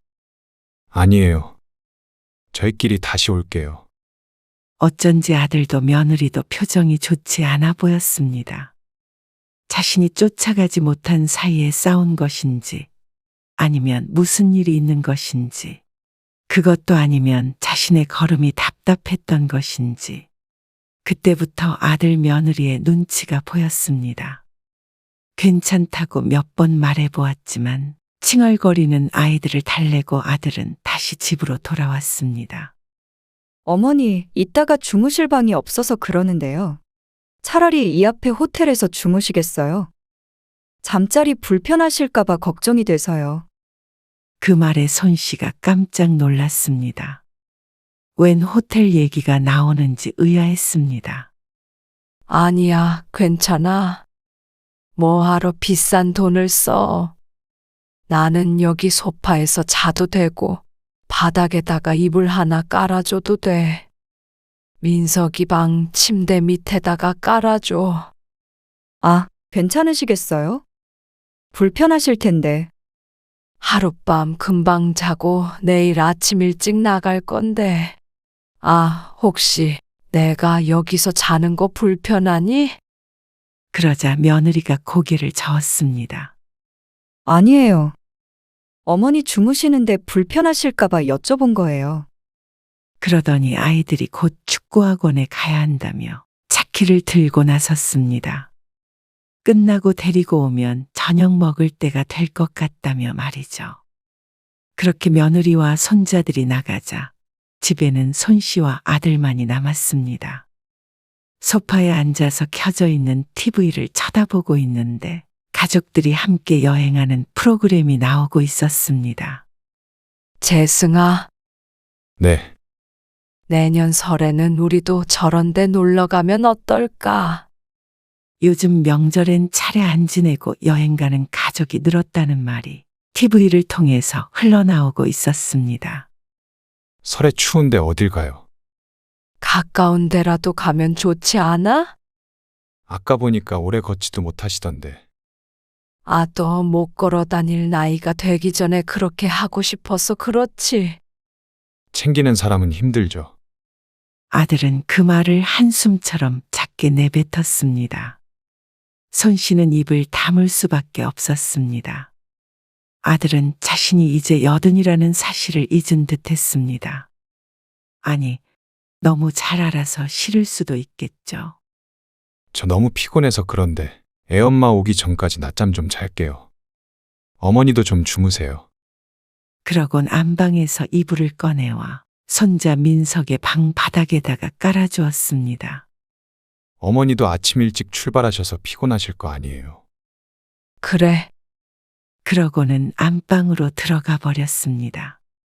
손 씨는 졸리지 않았지만 달리 할 일이 없었습니다. 누워서 멀뚱멀뚱 천장만 쳐다보고 있는데 막상 또 누우니 스르르 잠이 들었습니다. 문소리에 깼는지 말소리에 깼는지 어느 순간 눈을 뜨기도 전에 귓가에 목소리가 들리기 시작했습니다. 타이어 펑크 나서 이 옆에다 맡겼어. 애들은? 끝나고 자기가 좀 데리러 가. 알았어. 저녁은 어떻게 할까? 어머니 모시고 나가서 먹자. 그건 그런데 어머님이랑 대화 좀 해봤어? 무슨 대화? 아니, 왜 갑자기 오신 거냐고 안 여쭤봤냐고. 그냥 우리 보고 싶어서 오셨다지. 뭐? 보고 싶다고? 진짜 그 이유야? 그렇다고 그렇게 갑자기 통보하고 오시는 게 어디 있어? 어머니가 사주셨으니까 어머니 집이다 이거야? 그리고 다리 아프시면 집에 계시지. 왜 애들도 제대로 구경도 못하게 눈치를 주시는 거야. 앉아 계신다고 우리가 편하게 구경할 수가 있겠냐고. 뭘 그렇게까지 얘기해? 그리고 멀리서 오셨는데 어떻게 집에 계시라 그래? 그니까 애초에 왜 우리 일정은 묻지도 않고 오시냐 이거지. 며느리가 화가 단단히 난 듯했습니다. 그래서 정말 주무시고 가신대? 아, 그럼 멀리서 오셨는데 어떻게 당일에 바로 내려가셔? 가려면 지금 나가야 되는데. 그럼 내 말대로 호텔에서 주무시면 되지. 왜 굳이 여기서 주무셔야 해? 우리 엄마도 여기서 잠은 안 자잖아. 그건 가까우니까 늘 왔다 갔다 하면서 보니까 그러는 거지. 굳이 여기서 주무실 이유가 없으니까. 아까 그렇게 말씀드려도 굳이 꼭 여기서 주무시겠다고 그러고 꼭 나 괴롭히러 오신 것 같아. 뭘 너를 괴롭히러 와.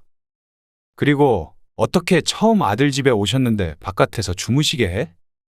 나라고 어머니 오신 게 편한 줄 알아? 불편해도 참는 거지. 당신도 하루쯤은 좀 참을 수 없어? 아니, 적어도 일주일 전에는 말씀해 주실 수 있었잖아. 며느리한테 그 정도 예의는 지켜주셔야 하는 거 아니야? 난 그런 시어머니들 있다고 해도 나는 그런 일 안 당할 줄 알았는데 어머님도 똑같잖아. 나도 어제 급하게 청소하느라 힘들었어. 그런데 당신이 그렇게 어머님 편 들면서 나한테 뭐라고 하면 안 되지. 뭐라고 하긴 누가 뭐라고 했다 그래. 지금 화내고 있잖아. 아니, 우리가 왜 어머님 때문에 이렇게 싸워야 해? 아니, 여보. 하룻밤도 싫어? 하룻밤도 싫어. 내 집에서 왜 다른 사람을 재워야 해? 어느새 정신이 번쩍 들어 바깥 소리를 듣고 있던 손 씨가 황급히 이부자리를 치우고 나갔습니다. 더는 아들 며느리가 싸우길 원치 않았습니다. 아이고, 어쩌냐. 손 씨가 문을 벌컥 열고 나가 아들 며느리에게 말했습니다. 손 씨가 깨어 있다고는 생각을 하지 못했는지 둘은 화들짝 놀랐습니다. 재승이 너 우리 옆집에 김씨 아줌마 알지? 지금 허리가 부러져서 누워 있단다. 다른 가족들도 다 여행 가서 지금 돌봐줄 사람이 하나도 없다고 연락이 왔네. 지금 내려가 봐야 할 것 같아. 지금이요? 아직 저녁도 안 드셨잖아요. 내일 아침 일찍 가세요. 아니야, 지금 가봐야 될 것 같아. 내일 출발하면 너무 늦지. 꼼짝없이 혼자 누워 있는 것 같은데. 아니, 그렇다고 서울에 있는 사람을 불러요? 나밖에 가까이 지내는 사람이 없으니까 그래. 손 씨는 주섬주섬 가방을 챙겼습니다. 그럼 제가 터미널까지 모셔다 드릴게요. 그러니까 옆에서 며느리가 끼어들었습니다. 터미널까지 갔다 오면 애들은 어떡해? 30분 있으면 학원 끝날 텐데? 당신이 데리러 가기로 했잖아. 아니다. 나는 택시 타고 가면 돼. 오늘 밥도 잘 먹었고 재밌게 놀다 간다. 애미야, 네가 고생이 많다. 그러면 잘 지내고 수고해라. 그러고는 서둘러 집 밖을 나섰습니다. 손 씨가 아파트 단지 앞에 서서 택시를 기다리는데 아들이 부르는 소리가 들렸습니다. 아, 왜 이렇게 신경 쓰이게 하시는 거예요? 옆집 여자가 쓰러졌다고 이 시간에 내려가겠다는 사람이 어디 있어요? 말이 돼요? 혹시 애엄마랑 하는 얘기 들으신 거예요? 그러자 손 씨도 더는 어설픈 연기를 집어치웠습니다. 침울한 표정이 되자 아들이 변명을 했습니다. 아, 솔직히 너무 갑자기 오셔서 당황스러워서 그랬어요. 생전 오지도 않으셨으면서. 그러니까 애엄마도 당연히 그런 반응을 하죠. 알아. 그래서 너희 싸울까봐 나온 거 아니냐. 그렇다고 이렇게 가버리시면 안 싸울 줄 아세요? 더 신경 쓰이게 하고 계시잖아요. 동물원에서도 그렇고 주무시는 것도 며느리가 호텔에서 주무시라고 하면 그냥 알겠다고 하시면 되잖아요. 굳이 바닥에서 주무시겠다고 그러면 누가 신경을 안 쓰겠어요? 그리고 그렇게까지 하셨으면 차라리 모른 척하고 계시다가 내일 아침 일찍 가시면 되잖아요. 아들이 답답하다는 듯이 가슴을 치며 말했습니다. 명절에 보면 되지. 갑자기 무슨 바람이 불어서 이렇게 찾아오셔가지고 여러 사람 힘들게 하세요. 그 말에는 손 씨도 더 이상 침묵하기가 힘들었습니다. 나도 내 자식 보고 싶어서 왔다. 그러자 아들은 하던 말을 멈추고 한숨을 쉬었습니다.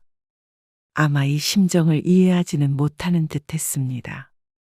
왜 안 하던 행동을 하세요? 갑자기 찾아오시질 않나? 여행을 가자고 하시질 않나? 병원에서 뭐 큰 병이라도 걸렸대요? 아니, 너희는 집들이 하면 누굴 초대하기도 하고 그러지 않니? 추석 때는 처가 식구들이랑 여행도 가고 그러잖니? 근데 왜 엄마는 단 하루도 안 되니? 그냥 보고 싶을 때 가끔 한 번씩 이렇게 와서 보면 안 되는 거냐? 갑자기 찾아왔다고 하는데 그래도 나흘 전에 연락했잖냐? 저희가 명절 때 내려간다고 했잖아요. 너희 시간 될 때 1년에 한 번이나 볼까 말까 하면 그럼 난 죽을 때까지 언제 얼마나 아들 얼굴 볼 수 있는 거니? 10번이나 되겠어? 그러자 아들은 말이 없었습니다. 와도 뭐라 그러고 가도 뭐라 그러면 도대체 엄마는 어쩌면 좋니? 뭘 어디까지 눈치 봐가면서 아들 만나야 해? 아들의 한숨 소리밖에 들리지 않았습니다. 고장 며느리 하나 괴롭히자고 이 먼 길 찾아와서 자고 가겠다는 거 아니야. 아들의 얼굴이 괴롭게 일그러졌습니다. 민석이랑 민준이도 나이 들어서 결혼시킬 거 아니니? 그때도 너희 그 사랑하는 애기들 1년에 한 번씩만 보고 살 각오는 돼 있니? 손 씨는 꿀먹은 벙어리가 된 아들을 남겨둔 채로 뒤를 돌았습니다. 때마침 택시가 도착했고 손 씨는 그 차에 천천히 몸을 실었습니다. 뒤를 돌아보니 아들은 망부석처럼 그 자리에 서 있었습니다. 글쎄 아들의 지금 심정이 어찌 되었건 간에 손 씨가 아들네에게 짐은 짐이었습니다. 아마 자신이 이러쿵 저러쿵 하지 않아도 언젠가 때가 되면 깨달을 날이 오겠죠. 어쩌면 아들이 둘이니 두 배로 느낄지도 몰랐습니다. 그러면서 손 씨는 차라리 아들, 딸 골고루 자식이 여럿이면 좀 나았을까? 아니면 하나 낳을 거면 딸이었으면 좋았을까 하는 생각을 했습니다. 하지만 결국엔 이러나 저러나 같았겠죠. 밤늦게 돌아온 손 씨를 보고 친구는 자신의 일인 듯 화를 내었습니다. 복수해주라며 아들 며느리 앞으로는 한 푼도 남겨주지 말라며 말했지만 남겨줄 재산도 그리 대단하지 않았습니다. 그리고 문득 그 말을 들으니 어쩌면 그것 때문인가 싶기도 했습니다. 그런데 그렇다 한들 그런 것들이 다 무슨 소용이 있나 싶었습니다.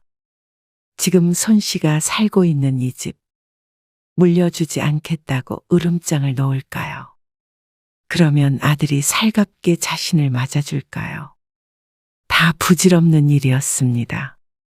아들이 뼈저리게 후회할 날은 손 씨가 아닌 아들의 자식들이 안겨줄 것이었습니다. 손 씨는 남은 인생이 10년, 20년이라면 그 시간이 남아 아들을 덜 그리워하며 살기로 했습니다. 물론 마음대로 될지는 모르겠지만 말이죠. 그렇다고 아들을 사랑하며 삼평생을 후회하지는 않습니다. 아들은 손 씨에게 있어 가장 큰 기쁨이자 행복이었던 것은 변함이 없으니 말입니다.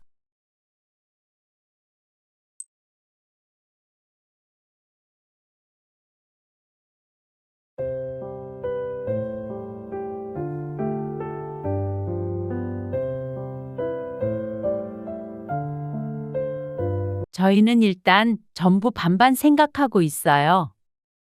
너무 큰 집은 아니더라도 신혼생활 시작할 수 있는 아파트 하나 정도는 해줬으면 하는데. 제 생각은 반대예요. 저는 애들한테 일절 지원할 생각이 없어요.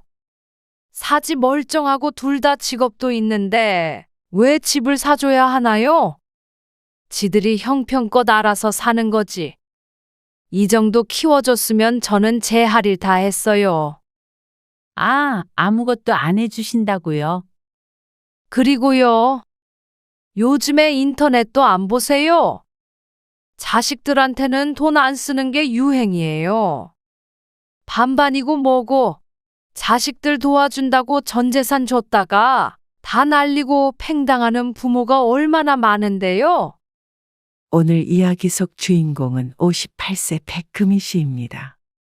그리고 그녀의 딸 김유정에 관한 이야기입니다. 외동딸이라 백 씨도 남편도 애지중지 키웠습니다. 좋은 대학, 좋은 직장에 들어갈 때까지 물심양면 뒷바라지를 했습니다. 엄마, 나 남자친구 있어. 딸이 대학에 들어가서 남자친구가 두어 번 있었던 것은 알고 있었지만 이렇게 직접 말을 해준 것은 처음이었습니다. 정말? 어떤 사람인데? 초등학교 동창이야. 신기하지? 딸의 말이 의외였습니다. 우연히 거래처에 근무하던 동창을 만나 연인 관계로 발전했다고 했습니다. 그게 벌써 2년 전이고 요즘 둘 사이에 결혼 이야기가 오가고 있다고 했습니다. 근데 벌써 결혼을 한다고. 아직 31밖에 되지 않은 딸이 결혼 생각을 하고 있다는 것에 놀랐습니다. 너무 이르지 않니? 걱정스럽게 말하자 딸이 대답했습니다. 31인데? 그리고 그 친구 어머니가 좀 결혼을 서두르길 원하시나 봐. 무슨 이유가 있대? 그건 아니고 아버지가 안 계시거든. 그래서 가족이 빨리 생겼으면 좋겠다고 그러셨다던데. 그래? 만나고 있다는 친구가 좋은 사람이야?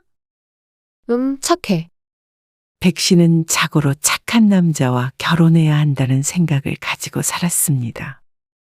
백 씨의 남편이 그랬기 때문에 이 나이 될 때까지 가정이 평화롭게 유지된 것이라고 생각했죠. 그리고 며칠 뒤에 백 씨와 남편은 딸의 남자친구를 소개받게 되었습니다. 딸의 말대로 첫인상은 참 좋았습니다. 단정한 차림새의 사근사근한 말투까지 꼭 마음에 들었습니다. 식당에서도 딸을 살뜰히 챙기는 모습에 결혼해도 잘 살겠구나 싶었죠. 그나저나 유정이는 어머니한테 인사드리러 갔다 왔니? 아, 다음 주에 가기로 했어요. 괜히 긴장이 되네. 저희 엄마가 유정이 마음에 들어 하실 거예요. 항상 딸 같은 며느리 보고 싶다고 말씀하셨거든요. 그래, 혼자 계시니까 가깝게 왕래하고 살면 좋지. 유정이가 잘 챙겨드려야겠네. 기대 많이 하고 계세요. 저희 엄마가 혼자 저 키우신다고 고생 많이 하셨거든요. 그래서 같이 효도하고 싶어요. 고생한 자신의 어머니에게 백 씨의 딸과 함께 효도하고 싶다는 마지막 말에 백 씨는 고개를 갸웃거렸습니다. 무엇인지 모르게 그 말이 눈에 들어간 티끌처럼 신경이 쓰였죠. 하지만 이내 고개를 저었습니다. 착한 성품에 부모 위할 줄도 아는 사람이라고 생각했습니다. 그리고 딸이 좋아하는 사람이라면 백 씨도 좋았습니다. 아직 확실하지는 않다는 딸의 말과는 다르게 결혼은 빠르게 진행이 되어 갔습니다. 어느새 상견례 날짜까지 잡으니 심란했습니다. 요즘엔 전부 반반한다며. 사돈들 집안 사정은 모르지만 넉넉하게 지원해 주자고. 남편의 말엔 백 씨도 동의했습니다. 둘 다 사회초년생이나 마찬가지이기 때문에 모아둔 돈이라고 해봐야 서울에 집 한 칸 얻기도 힘들 것이었습니다. 기반이 갖춰져 있는 상태에서 맞벌이를 하면 걱정 없이 알콩달콩 잘 살 수 있을 테죠. 그런데 상견례 때 백 씨와 남편은 당황할 수밖에 없었습니다. 말씀 많이 들었어요. 새빨간 루즈를 바른 예비 사돈을 보고 백 씨는 찔끔 놀랐습니다.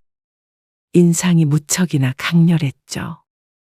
예비 사위만 보았을 때는 모자 관계라고는 상상이 되질 않았습니다. 그렇지만 차림새나 외양은 그렇다 쳐도 자식들의 결혼 생활에 관해서 백신혜와는 정반대의 생각을 가지고 있었습니다. 저희는 일단 전부 반반 생각하고 있어요. 너무 큰 집은 아니더라도 신혼생활 시작할 수 있는 아파트 하나 정도는 해줬으면 하는데.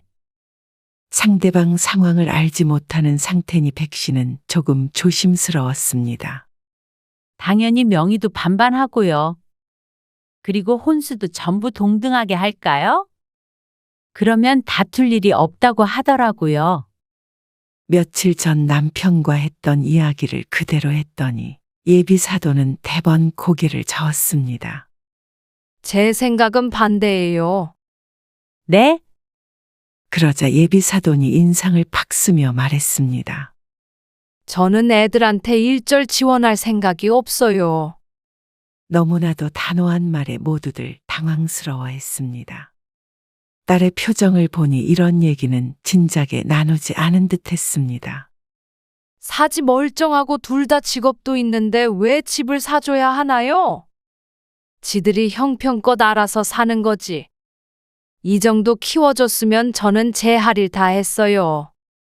전혀 안 도와주신다고요? 백 씨와 남편은 난감한 표정으로 서로를 바라보았습니다. 그리고요. 요즘에 인터넷도 안 보세요? 자식들한테는 돈 안 쓰는 게 유행이에요. 반반이고 뭐고. 자식들 도와준다고 전 재산 줬다가 다 날리고 팽당하는 부모가 얼마나 많은데요? 요즘 인터넷도 안 보냐며 일장연설을 듣고 있으려니 당황스러웠습니다. 그러한 이유로 내 딸을 무일푼으로 결혼시키고 싶은 마음은 추호도 없었습니다. 아무리 맞벌이를 한다고 해도 젊은이들이 쉽게 내 집장만을 할 수 있는 시대는 아니라고 생각했습니다. 그리고 신혼 때 부모의 지원이 부부의 앞으로의 10년, 20년을 크게 바꾸어 놓는다는 것이 백 씨와 남편의 의견이었습니다. 자식에게 퍼주고 버림받는다면 그건 자식을 잘못 키운 부모의 탓이고, 그렇지 않고 감사한 마음을 가지고 효도하는 자식들도 얼마나 많은데 벌써부터 자신의 자식도 그럴 거라는 예비사돈이 이해가 가지 않았습니다. 그래도 어느 정도 지원은 필요하다고 생각해요. 거참 아니라니까 그러네요. 지들도 힘들게 살아봐야 아 부모가 이렇게 나를 힘들게 키웠구나 하고 아는 거예요. 아 사돈네도 아실 거 아니에요. 우리 때 뭐 결혼한다고 부모한테 지원받고 그랬나요? 그 시절엔 다 쥐뿔도 없이 시작했잖아요. 안사돈의 말과는 다르게 백 씨는 양가 부모님의 도움을 어느 정도 받고 시작했습니다. 크진 않았어도 남편과 함께 18평 아파트에서 시작해 부동산 가격도 오르고 이사도 몇 번 하니 어느새 남부럽지 않을 만큼 살게 되었죠. 그때 그 도움이 없었다면 그 시기가 늦춰졌거나 어쩌면 기회가 없었을지도 모른다는 생각을 하며 늘 감사하는 마음으로 살았습니다. 저희는 그래도 처음엔 애들이 정착할 수 있게 좀 도와줘야 한다고 생각해요. 남편의 말에 사돈이 피식하고 웃으며 대답했습니다. 아이고 정 그러시다면 저는 말리지는 않을게요. 그런데 그 말투가 상당히 곱지가 않았습니다. 비아냥이 섞인 콧소리에 불쾌감이 들었습니다. 저는 저만의 소신이 있는 거니까. 애들한테 돈 한 푼 안 줘도 나중에 원망하지는 마세요. 사돈이 지원해주지 않는다고 자신도 똑같이 안 주는 건 결국 부모 기싸움에 자식들이 희생되는 듯하니 전혀 원망할 생각이 없었습니다. 걱정 마세요. 그러면 집은 저희가 알아서 하겠습니다. 백 씨는 자신이 세상에서 가장 사랑하는 자식이 결혼하는데 할 수 있는 만큼 해주고 싶었습니다. 그러세요. 근데 또 모르죠. 손주라도 떡하니 안겨주면 생각이 바뀔지도요. 자식들을 알아서 살게끔 해야 된다고 하면서 또 여자 쪽에서 다 내는 건 괜찮다는 예비사돈이 아이러니했습니다. 그런데 그렇게 애를 자립심 없이 키우면 안 돼요. 그러면서 또 한바탕 설교를 시작하는데 남편의 표정도 질려갔습니다. 그 사돈의 말대로 각자의 소신이 있는 법인데 자신의 생각과 다르다고 상견례 자리에서 예비 사돈을 가르치려 드는 사람이 곱게 보이지는 않았습니다. 그래도 어차피 결혼은 자식들이 하는 것이기 때문에 이 자리에서 뭐라 할 수도 없었습니다. 그런데 나중에 백 씨는 지금 이 순간을 후회하게 됩니다. 결국 백 씨가 딸의 21평짜리 신혼집을 대출 없이 해주고 혼수는 딸과 예비 사위가 모아놓았던 돈으로 채워넣게 되었습니다. 그 과정에서 사돈 될 사람의 돈은 한 푼도 들어가지 않았습니다. 딸의 말을 들어보자면 예비 사위가 어느 정도 돈은 모아두었다고 했는데 큰 금액은 아닌 듯 했습니다. 어차피 둘이니까 아직은 큰 집 필요 없지. 좀 작아도 너희들이 벌어서 차차 넓혀가. 애는 천천히 가질 거니까 충분해. 잘 살게, 엄마. 그래도 집 대출금 갚을 일 없으니 큰 걱정은 되지 않았습니다. 직장도 나쁘지 않으니 둘이 먹고 살 만큼은 충분히 벌 수 있었으니 말이죠. 대신에 지훈이한테 차를 결혼 선물로 주면 어떨까? 차? 그래. 네 아빠가 그건 꼭 해주고 싶다고 하더라고. 오래된 소형차를 끌고 다니는 예비 사위를 보고 예물 예단은 생략하더라도 선물 하나쯤은 주고 싶다고 했죠. 진짜 고마워, 엄마. 결혼해서도 엄마 아빠는 너만 잘 살면 돼. 그게 백 씨의 솔직한 심정이었습니다. 하지만 막상 보내려니까 어쩐지 싱숭생숭했습니다. 그렇게 결혼을 한 달 앞둔 어느 날이었습니다. 유정아, 어디야? 주말에 딸이 아침 일찍 집을 나섰는데 오늘은 함께 신혼집 이불을 고르러 가기로 한 날이었습니다.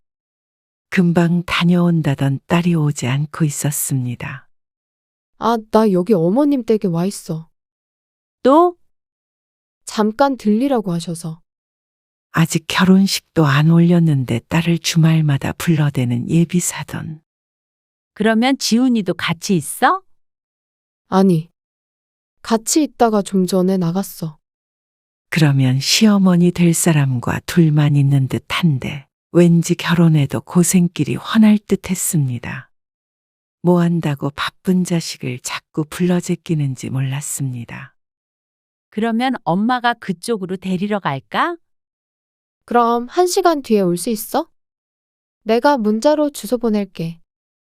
그래서 백 씨는 딸을 데리러 갔습니다. 그리고는 아파트 앞에 차를 세우고 턱이 빠지는 줄 알았습니다. 웬 다 쓰러져가는 아파트 앞으로 데려다준 내비게이션.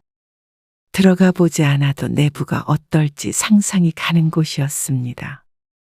하도 떵떵거려서 여유가 있는데 안 도와주는 줄 알았더니 그게 아닐 수도 있다는 생각이 들었습니다.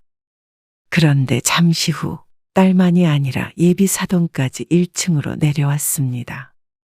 백 씨는 급히 차에서 내렸습니다. 어머, 안녕하세요. 아, 네. 이불 사러 가신다면서요. 저도 같이 가려고요. 그러면서 백 씨의 차에 올라탄 안사돈. 어리둥절해하며 얼떨결에 운전석에 올라탔습니다. 예상치 못한 불편한 상황에 딸도 안절부절 못하며 조수석에 탔습니다. 이불 고르러 가는데 시엄마가 당연히 같이 가야죠. 아, 그러세요. 제가 그 생각을 못했네요. 백 씨가 어색한 웃음을 지었습니다. 그리고 이불을 고르기 위해 백화점에 도착했는데 예비 사돈의 말에 백 씨가 깜짝 놀랐습니다. 저는 비단 이불 이런 건 별로 안 좋아하고요. 면으로 된 그 거위털 들어가 있는 거 있죠? 그거 위아래 세트면 돼요. 그 소리에 백 씨는 무언가 착오가 있나 싶었습니다. 예물 예단 다 생략하기로 했고 오늘은 딸의 신혼집에서 쓸 이불을 고르러 온 것이었으니 말이죠. 아, 사부인 쓰실 이불이요? 설마해서 묻자 당연하다는 듯한 대답이 돌아왔습니다. 그렇죠. 유정이 너네 신혼집에 놓을 건 너희가 취향껏 골라. 딸을 힐끔 보자 딸도 백 씨를 보며 작게 고개를 저었습니다. 졸지에 백화점에서 사돈 이불까지 사주게 생겼습니다. 그러면 예물도 줄 것인가 싶었는데 눈치를 보니 또 그건 아닌 듯 했습니다. 다 생략하기로 한 거 아니었어? 딸에게 작게 묻자 딸도 모르겠다고 했습니다. 그래서 나오면서 나도 여쭤봤더니 예물은 안 하신다고 그러셨어. 뭐 그러는 게 어딨어? 나도 몰라. 지훈이는 나보고 알아서 하라는데 사드려야 되지 않을까? 여기까지 오셨는데. 백 씨도 한숨을 쉬었습니다. 얼렁뚱땅 구렁이 담 넘어가듯이 자기 실속을 챙기는 사람을 보며 대단하다 싶었습니다. 게다가 어째 고른 이불이 딸이 고른 이불보다도 30만 원이나 더 비쌌습니다. 유정이네는 이사 날짜 가까워지면 그 집으로 배송받기로 했어요. 저는 오늘 들고 가죠. 집까지 데려다 주실 거죠?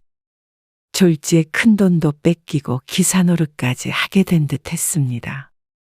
속으론 어처구니가 없었지만 딸의 얼굴을 보니 힘이 쭉 빠졌습니다. 딸도 백 씨에게 미안한 듯 울상이었습니다. 집 앞까지 데려다 주자 예비사돈이 딸에게 말했습니다. 너는 이거 같이 들어다 줘라. 그러면 사부인 조심히 가세요. 그러더니 이불 보따리 하나를 딸에게 들게 하고 안으로 쏙 들어가 버렸습니다. 눈뜨고 코 베인 기분이 이런 것인 듯 했습니다. 교양까지는 바라지 않지만 어느 정도 예의가 있으면 했습니다. 뭔가 잘못된 것일 수도 있겠다는 생각이 드는데 집으로 돌아가는 길에 딸이 말했습니다. 근데 엄마, 사실 지난번에 어머님이 말씀하셨는데 무슨 말? 결혼하면 한 달에 100만 원씩 용돈을 받고 싶으시대. 뭐야? 100만 원? 100만 원이 네 집게 이름인지 어떻게 이제 막 결혼하는 신혼부부에게 용돈을 100만 원씩이나 달라고 하는지 경악스러웠습니다. 혼자서 아들 공부시키고 키우느라 고생 많이 하셨다고. 자식한테 부양을 좀 받고 싶으시다는데 나는 솔직히 부담스러워서 생각해보겠다고 했거든. 지훈이는 뭐라 그러는데? 그전부터 그렇게 해왔었대. 그러니까 결혼해서도 그렇게 했으면 좋겠다고. 대신 자기 월급으로 용돈 드리겠다고 하는데. 그게 말이 되니? 자기 월급으로 주는 게 무슨 소용이야? 어차피 결혼하면 합쳐질 살림인데 빠지는 100만 원만큼 딸이 번 돈으로 채워지니 네 거 내 거 구분하는 게 큰 의미도 없었습니다. 이제 보니 날강도가 따로 없는 것 같았습니다. 이불을 사러 갔던 것도 서로 의사소통에 문제가 있었겠거니 좋게 지나가려고 했지만 이 부분만큼은 짚고 넘어가야 할 듯 했습니다. 어머님이 허리가 아파서 일은 오래전부터 못 하신다 그러고. 근데 엄마도 어머님 사시는 곳 봤지. 용돈 안 드리면 생활이 안 될 것 같긴 해. 딸이 한숨을 푹 내쉬었습니다. 백 씨도 머릿속이 복잡했습니다. 결국 이렇게 고민하게 되는 것도 돈 때문인데 돈 때문에 딸에게 이러쿵 저러쿵 조언하기도 조심스러웠죠. 너는 어떻게 하고 싶은데? 나는 그래도 지훈이 키워주신 부모님이니까 생활하실 수 있게 도와드리는 게 맞다고는 생각해. 근데 그러면 또 엄마 아빠도 마음에 걸리니까 양가에 똑같이 드려야 하는 거 아닌가 싶어서. 아이고 아서라. 우린 너희한테 용돈 받으면서 살 마음 없으니까? 그러고는 또다시 한숨을 내쉬고 딸에게 물었습니다. 지훈이는 어떤 사람 같아? 엄마는 건실하고 착한 사람이라고 생각했는데 안사돈을 보면 걱정이 되는 건 사실이야. 그러자 딸이 머뭇거리며 대답했습니다. 지훈이는 다정하고 착해. 그래서 결혼하고 싶었어. 그래, 그러니까 그렇게 엄마한테 효도하려고 하겠지. 부모 버리는 자식보다는 낫긴 낫다. 너희가 알아서 결정해라. 용돈 들여야 생활이 된다는데 어쩔 수 없잖아. 엄마는 괜찮아? 엄마가 괜찮고 말고 할 게 뭐가 있어. 그리고 돈이야 있다가도 없고 없다가도 있는 거 아니니? 부부가 치사하게 돈 때문에 싸우고 그러면 안 돼. 딸이 안도하는 표정을 지었지만 백 씨의 걱정스러운 마음이 해소가 된 것은 아니었습니다. 하지만 딸이 하고 싶다는 결혼을 말릴 수는 없었죠. 그러던 어느 날이었습니다. 결혼이 코앞으로 다가오자 백화점에서 이불을 배송했다는 연락이 왔습니다. 경비실에 놔달라고 요청을 했었기 때문에 근처에 지나가는 김에 들여다 놓으려고 백 씨가 잠시 딸의 신혼집에 들렀습니다.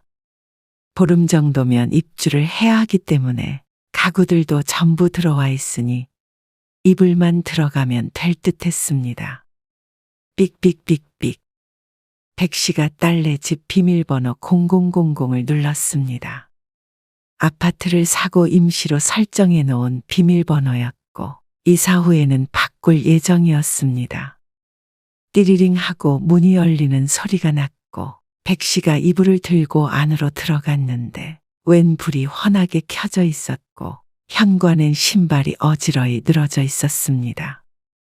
누가 왔나 싶었습니다. 그런데 딸과 예비사위는 회사에 있을 시간이니 올 사람이 없었습니다. 조심스럽게 신발을 벗고 들어갔는데 식탁에 앉아서 밥을 먹던 예비사돈과 눈이 딱 마주쳤습니다. 어머, 여기서 왜? 백 씨가 당황스럽게 중얼거리자 상대방도 얼른 입가를 훔치면서 일어났습니다. 어이구, 어쩐 일로 오셨어요? 백 씨가 물어야 할 질문을 역으로 듣고 있자니 황당했습니다. 행색을 보아하니 잠시 온 것도 아닌 것 같았습니다.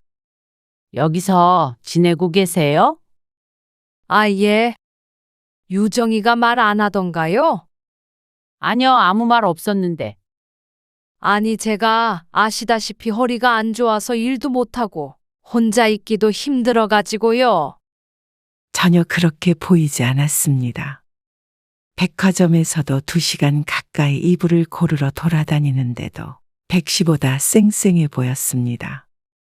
그리고 이어지는 말에 백 씨가 깜짝 놀라 턱을 떨어뜨렸습니다. 그래서 저도 아들네 집에서 같이 살려고요. 먼저 들어왔어요. 이게 도대체 무슨 소리예요? 도저히 머릿속에 제대로 입력이 되지 않아 되묻자 이제는 어깨를 펴며 당당하게 대답하는 안사돈. 그게 유정이한테도 좋죠? 시켜보니 살림도 하나도 못하던데. 제가 데리고 살면서 잘 가르칠게요. 아니, 살림을 시키셨다고요? 그리고 살림은 살면서 다 알아서 하게 되는 거죠? 저는 지금 너무 갑작스러워서요. 유정이한테도 들은 게 없고. 꼭 제가 몰래 들어와서 살고 있는 것처럼 그러시는데 지훈이도 알고 유정이도 알고 있어요. 근데 말씀이 꼭 기분이 영 그러네요, 사부인. 아니, 애들이 부모 부양하며 살 수도 있는 거지. 하도 어이가 없어서 웃음이 나왔습니다. 하지만 가장 황당한 점은 자식들에게 한 푼도 지원해주지 않을 테니 너희 힘으로 살아봐라 했던 사람이 사돈이 사준 집에 들어와서 살겠다는 게 제정신이 박힌 행동인가 싶었습니다. 자립심이 어쩌고 효도가 어쩌고 저쩌고 했던 것은 그저 핑계였던 것 같았습니다. 차라리 돈이 없으니 지원을 못 해준다고 이야기를 했으면 모르겠지만 손주를 낳아주면 지원을 해줄 수도 있다 어쩐다 해놓고는 자식들 신혼집에 얹혀 살려는 것에 화가 났습니다. 졸지의 친정엄마가 사준 집에서 시어머니를 모시고 신혼생활을 시작해야 하는 딸이 걱정되었습니다. 그 자리에서 전부 다 엎어버리자고 소리치고 싶었지만 딸의 얼굴이 떠올라 겨우 화를 가라앉혔습니다. 아직 상황을 정확하게 모르니 딸에게 상의를 해봐야 했습니다. 제가 일단은 돌아갈게요. 유정이랑 얘기도 해보고요. 그러세요. 아, 그리고요. 이 집이 유정이 이름으로 돼 있다고 지훈이가 그러던데. 네. 맞아요. 아무리 시대가 달라졌어도 어떻게 여자 명의로 된 집에 남자가 얹혀 사나요? 최소한 반씩은 해주셨으면 하네요. 그러다가 애들 부부싸움 나요. 남자는 기 죽어서 사회생활이나 제대로 하겠어요. 그건 애초에 집을 사주며 예비사위와도 이야기가 다 된 부분이었습니다. 그런데 이렇게 뒤통수를 치는 소리에 고개가 자동으로 절레절레 저어졌습니다. 도저히 상식이 통하지 않는 사람인 듯 했습니다. 상견례 때 봤던 것이 제대로 본 것이었던 것 같았습니다. 백 씨는 대답할 가치도 못 느꼈습니다. 서둘러 집으로 돌아온 백 씨는 딸에게 연락했습니다. 퇴근 후에 딴 데 들르지 말고 바로 집으로 오라고 했죠. 그리고 저녁이 되었을 때 딸을 앉혀놓고 백 씨가 물었습니다. 너 시어머니 모시고 살기로 했니? 그러자 딸이 놀란 눈을 했습니다. 어떻게 알았어? 뭐? 진짜 그러기로 한 거야? 아니야. 그러기로 한 거 아니야. 근데 신혼집에 들어와서 살고 계셔. 일주일 됐어. 그래. 오늘 이불 넣어 놓으러 갔다가 마주쳤어. 딸이 다시 한번 놀랐습니다. 그러더니 울먹거리며 말했습니다. 나도 그것 때문에 매일 지훈이랑 싸우고 있어. 지훈이는 엄마 말이라면 다 알았다 그러고 세상에서 자기 엄마가 제일 불쌍하고 안쓰럽나 봐. 모시고 살면 안 되냐고 부탁한다는데 분명히 그건 힘들겠다고 거절했는데도 막무가내야. 그냥 짐 싸서 들어오셨어. 말릴 틈도 없었어. 기가 막힌 소리였습니다. 이상한 사람이라고는 생각했지만 이렇게까지 아나무인일 줄은 몰랐습니다. 한 달에 100만 원씩 용돈 줘라. 진명에 바꿔줘라. 그리고 모시고 살아라. 그 다음엔 무슨 요구를 할지 몰랐습니다. 차라리 집이라도 사주면서 같이 살자 했다면 이리도 황당할 것 같지 않았습니다. 상견례 때 집 사주면 안 된다며 그렇게 사람을 가르치려 들더니 결국엔 자기 집인 것처럼 들어앉아 있는 파렴치한 여자였습니다. 백 씨가 머리를 짚으며 고개를 숙이자 딸이 조심스럽게 말했습니다. 나 사실 파혼하고 싶어, 엄마. 그 소리에 백 씨가 고개를 퍼뜩 들었습니다. 뭐? 파혼? 처음엔 착해서 좋았는데 이렇게 질질 끌려가는 결혼했다가는 너무 불행할 것 같아. 그 신혼집에도 가기가 싫어. 내 집이 아닌 것 같아. 그럴 수밖에 없었습니다. 신혼집에 낡은 자기 짐을 가져와서 풀어놓고 살고 있는 시어머니가 세상 천지에 어디 있겠습니까? 오늘 그 집을 나오며 현관 앞에 있던 작은 방을 보니 지난번에 사돈에게 사줬던 이불이 깔려 있었습니다.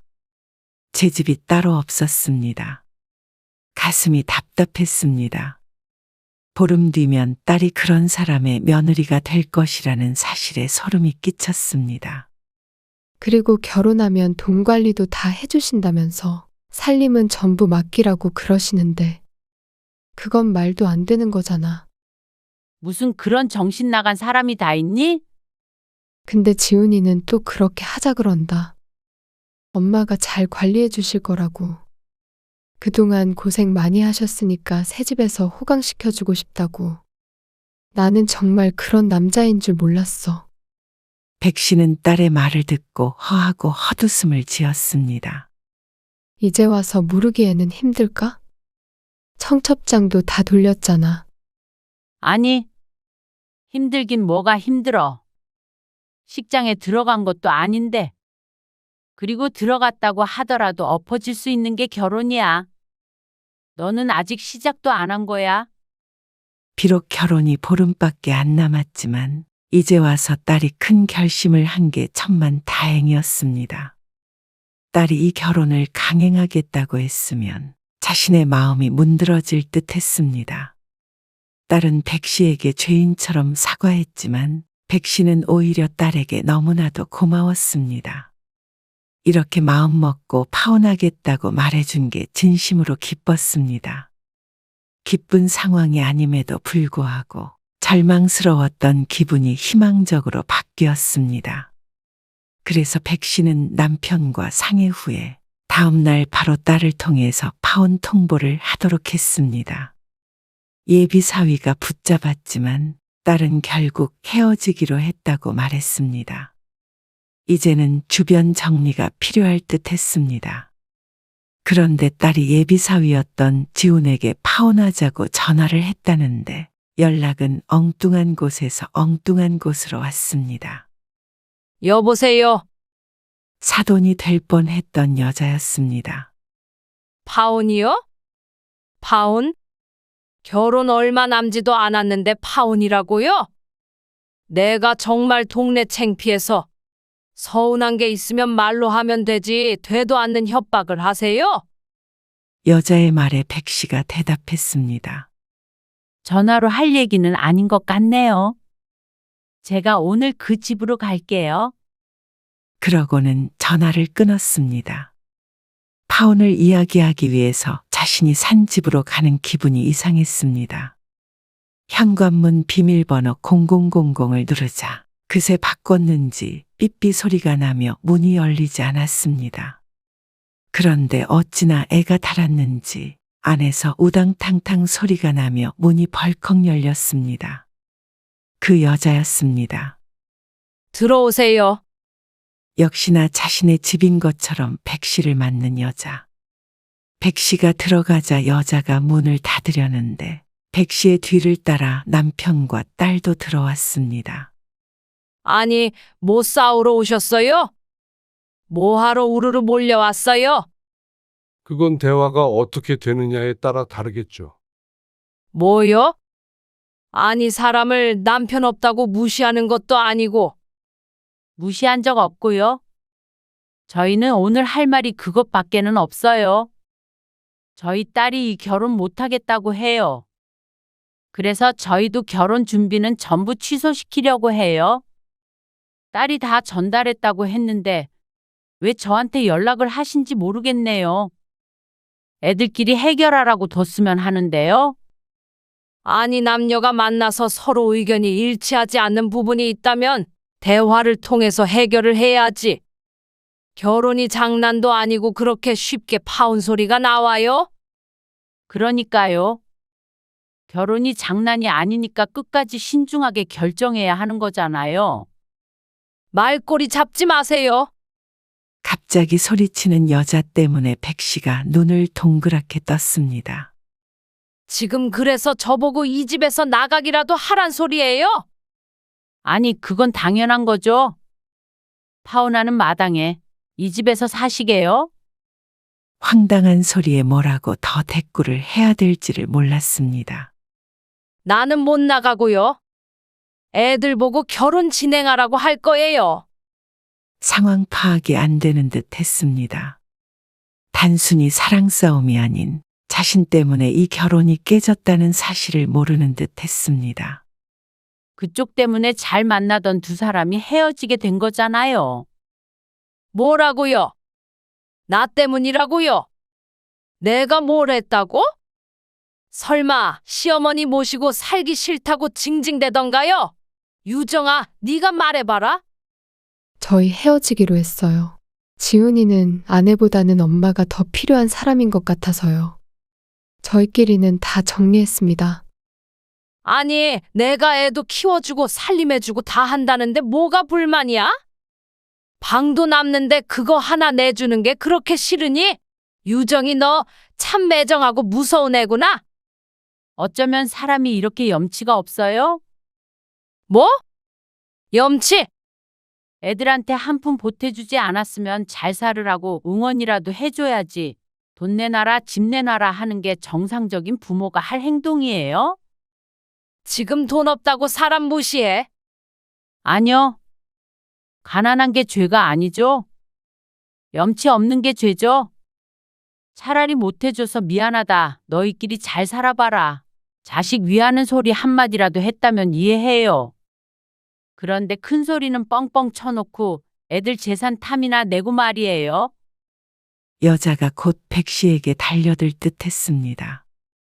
가만히 계세요. 신고할 거예요.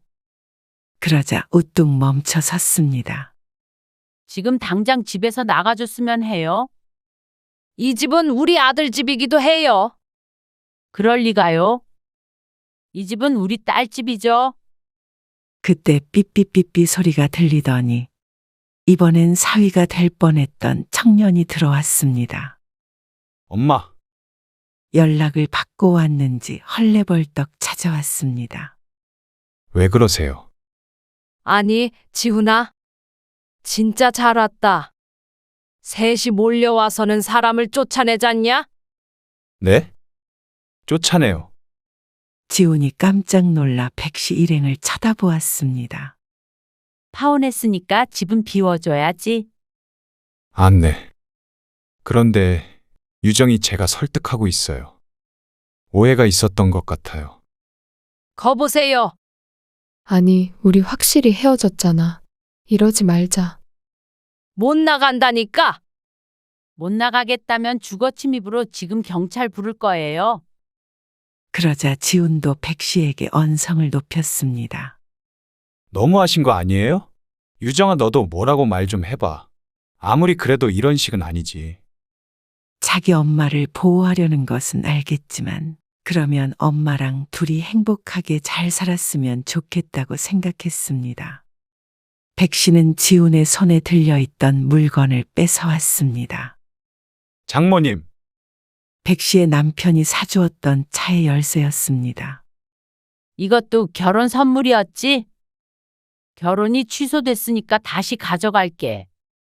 그러니 여자는 미친 사람처럼 달려들었고 그걸 또 남편이 막고 그런 남편을 또 지훈이 막고 난리도 아니었습니다. 결국엔 백 씨가 휴대폰으로 110일을 누르자 소동이 멈췄습니다.